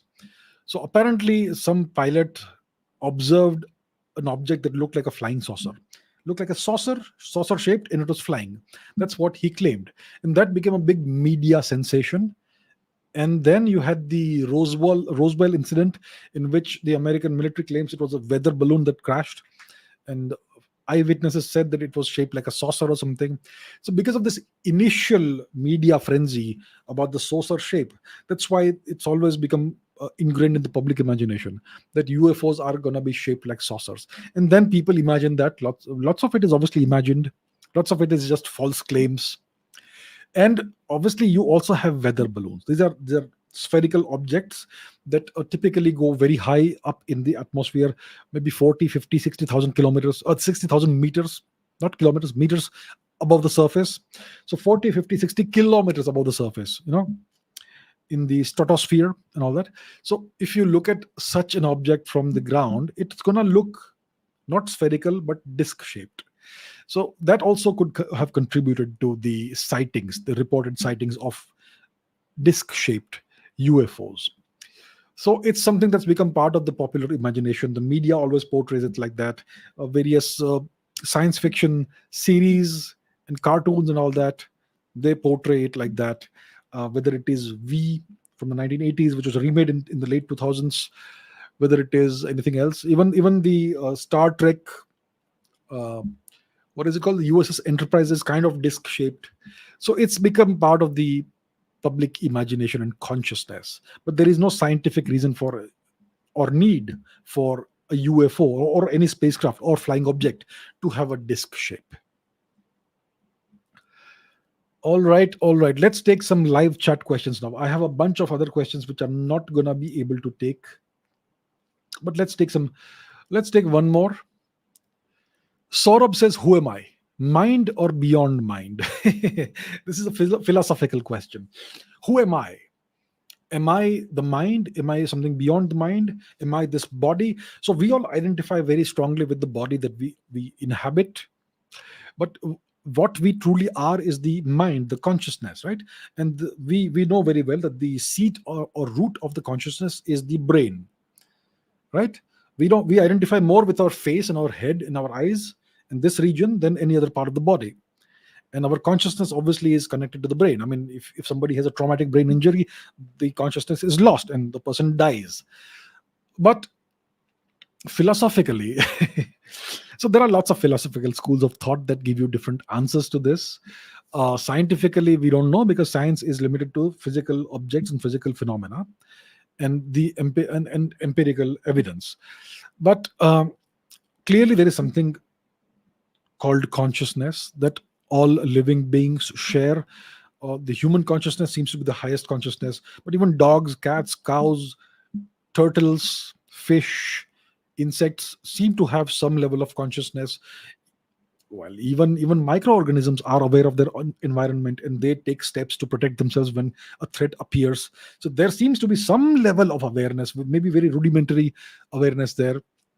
And there's obviously the philosophical view, especially in Hinduism, that there is a universal consciousness, and we are local manifestations of that. It's kind of like quantum field theory, where there's a quantum field of and particles are local excitations in that field. So it kind of is similar to that. uh, so we don't have the answers, obviously. A philosophy tells you certain things, it gives you certain answers, but there is no scientific evidence for that. So obviously you cannot mix science and philosophy. Certain things are beyond science. Science cannot answer certain questions right now because it is limited, because our apparatuses are limited, our understanding is limited, our intelligence is limited. So obviously there's a whole lot out there that science cannot explain, and maybe science is not supposed to delve into those matters. Science only deals with the physical universe, physical objects, and physical phenomena. Consciousness, we're not sure if it's a physical phenomenon. The mind and the soul, these are spiritual objects, non-physical objects. They are beyond the realm of science. So who am I? Am I mind? Am I beyond mind? I don't know. From a scientific perspective, I can't say much about that. From a philosophical perspective, from the Dharmic viewpoint, mind is, well, the soul is eternal, and there is a universal consciousness that we are all part of and we are all connected to. And everything is conscious to some extent, including non living objects as well. That's what Indian or Hindu philosophy tells you. So that's two different perspectives I can offer.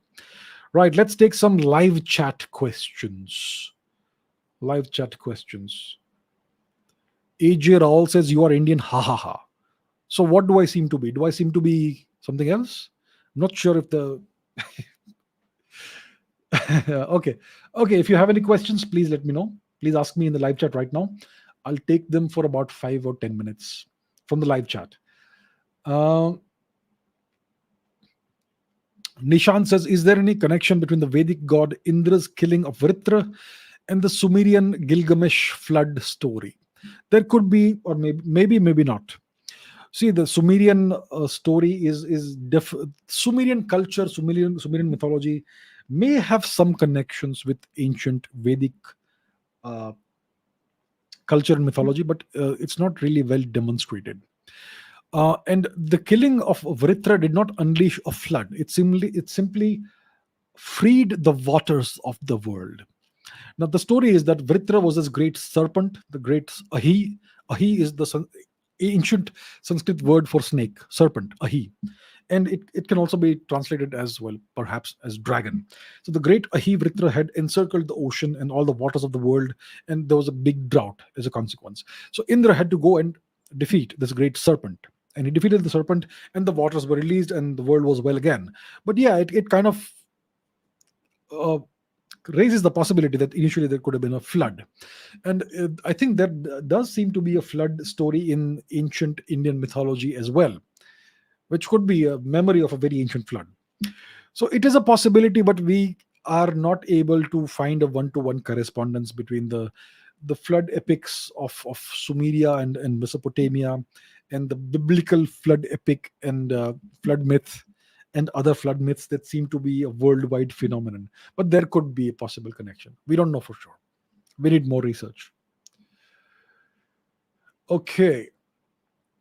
What other questions do we have? What are those Indian? Yashika says, "What are those Indian idols found in Colombia? Is Indian culture related to Native Americans by any chance?" I'm not sure if I've seen any Indian idols found in Colombia. Obviously, in Colombia, in South America, in Central America as well, in North America as well, you had a polytheistic culture, which was destroyed by the Europeans, and it was polytheistic. And you had idols and representations of various gods and goddesses and divinities. You had Quetzalcoatl, which is the plumed serpent, and many others. Yeah.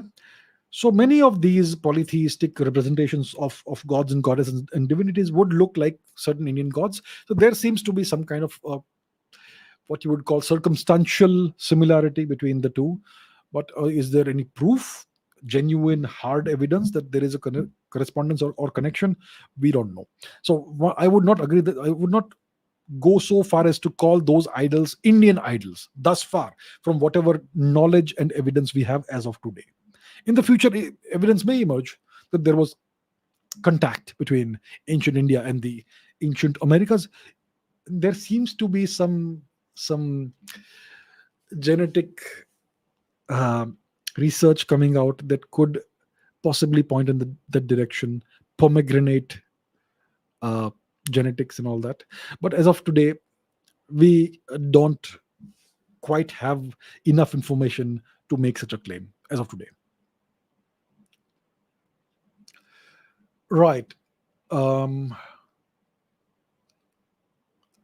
Somnath Abhishek says, increase of espionage within defense. Are we going to see something big in the region?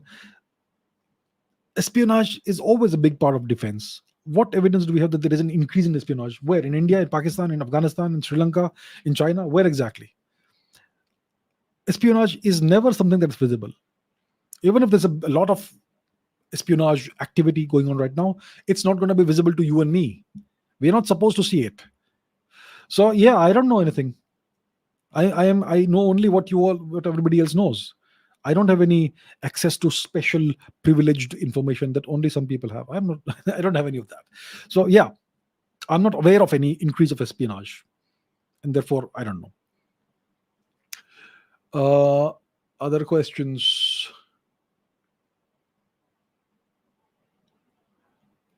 I just answered this question. Shaheen says, "How we saw how cost efficient it is to spy on your foe by using balloons. My question is whether our government is doing something similar. If not, how can we develop this strategy? I don't think India is doing any such thing, as far as I know. It is indeed cost efficient to spy on your foes using balloons. Balloons are very hard to detect, especially if they're flying very high. So your radar systems may not detect them. Radar systems are designed to detect hard objects, fighter planes, and other aerial assets. Balloons are soft objects that are not metallic mostly, almost no metal at all. So they would easily evade detection by radar, and thus they would not trigger any alarms. So yeah, it's a good tactic or strategy to use. It's gonna be useful in some ways. It can loiter over an area and give you a lot of detailed imagery of the area. I don't think India is doing that. How can we develop it? Well, construct balloons. It's not a very high tech methodology. The equipment you can place as a payload on a balloon can be high tech, but I don't think it takes a great deal of technological expertise to construct a high altitude balloon. I'm sure you can develop the technology within 6 months or a year if you don't have it. But considering the kind of scientific and engineering expertise India has, why is India not doing this? Well, I don't know. I don't know. Right. Okay. What else? Some other questions. Can we really trust Israel as it is an American satellite state? We can trust Israel to prioritize its national interest, the same way we can trust China to prioritize its national interest, and so on. So, wherever our national interest converges with Israel's national interest, we can trust them. So, obviously, we should be able to predict what their perception of their interests is going to be like. And we also have to be cognizant of the fact that there is a significant American influence in Israel. So we should know what the parameters of our cooperation should be, what lines we should not cross, and where we should refrain from trusting too much. All those things we should know. So yeah, that's the answer.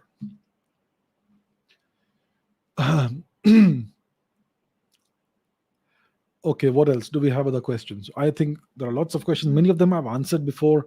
Do I follow F1 racing? No, I don't follow F1 racing. I haven't followed it for at least 2 decades. As a kid, I found it somewhat interesting. I remember there used to be these guys. There was a guy called Alain Prost, French guy, Ayrton Senna, who tragically died in 1997, I think. Imola, I believe it was. Uh, the great Michael Schumacher, obviously. Niki Lauda, and many other greats. So as a kid, I was kind of interested in it, but afterwards, I kind of lost touch and lost interest. So I don't follow it anymore. What else do we have? MCU. What's MCU? Marvel Cinematic Universe, is it? I saw a couple of movies initially. I think I saw one or two Iron Man movies. I saw Guardians of the Galaxy or something. I am Groot or whatever. Groot, yeah, Groot, that tree fellow. And Dave Bautista is that alien with no expression and all that. I saw a couple of these movies. Recently, I saw that Multiverse of Misery, Madness, something. And I saw a movie recently with that red woman, red witch or something. I've seen a few random movies here and there. I don't find them interesting at all. There's no story. It's just rehashing the same old thing. 75 different characters. How can you follow any character arc if there are so many characters? So initially, Iron Man was interesting. The first one was good, at least. Spider-Man. I've seen the original 2 or 3 Spider-Man movies. The 2000s Spider-Man, and so on. Yes, yeah, I've seen a few of those. Yeah, I've kind of lost interest. It's not interesting. I'm a huge fan of movies. I love watching movies. If I had my way, I would watch 2 movies every week on the big screen in a cinema. If the cinemas would show good movies, yeah. But yeah, these days there's nothing nice, and they're not making anything interesting. Okay, do we have any other questions? We have, obviously, but what are exoplanets and how do scientists search for life on other planets? Exoplanets are planets in orbit around other stars, not the sun. So we have thus far found, I think, thousands of exoplanets, planets in orbit around other stars far away from here, from our solar system. So yes, that's what an exoplanet is. There are different kinds of exoplanets. There are the gas giants. There are the hot Jupiters. There are Jupiter-sized gas giants in a very tight orbit around their star, like orbit that takes 24 hours or less, or maybe a week. Even that's a hot Jupiter. So that's a planet that's losing its atmosphere. It's boiling off. Then you have rocky terrestrial planets. Then you have planets in the Goldilocks zone where liquid water can flow, and so on. So that's what exoplanets are. How do scientists search for life on other planets? So they do it through spectroscopy, to try and see the spectroscopic makeup of the gases in the atmosphere of a planet. From that, you can infer the existence of water vapor, maybe nitrogen, maybe ammonia, maybe certain other uh, gases that could be indicators of the existence of life on those planets. So thus far we do it through spectroscopic means. The James Webb Space Telescope is a good tool for doing this. So that's how scientists are searching for life on other planets right now. Right now we don't quite have the means to do more detailed studies. Okay, my dear friends, we are well past 2 hours, so I think I'm gonna end this session right here. As always, I had many more questions I had selected, and I was not able to answer them all. But we're gonna continue the story. We're gonna continue the episodes, and I'm gonna answer as many questions of yours as I can every week.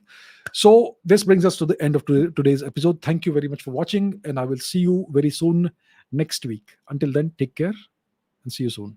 Bye.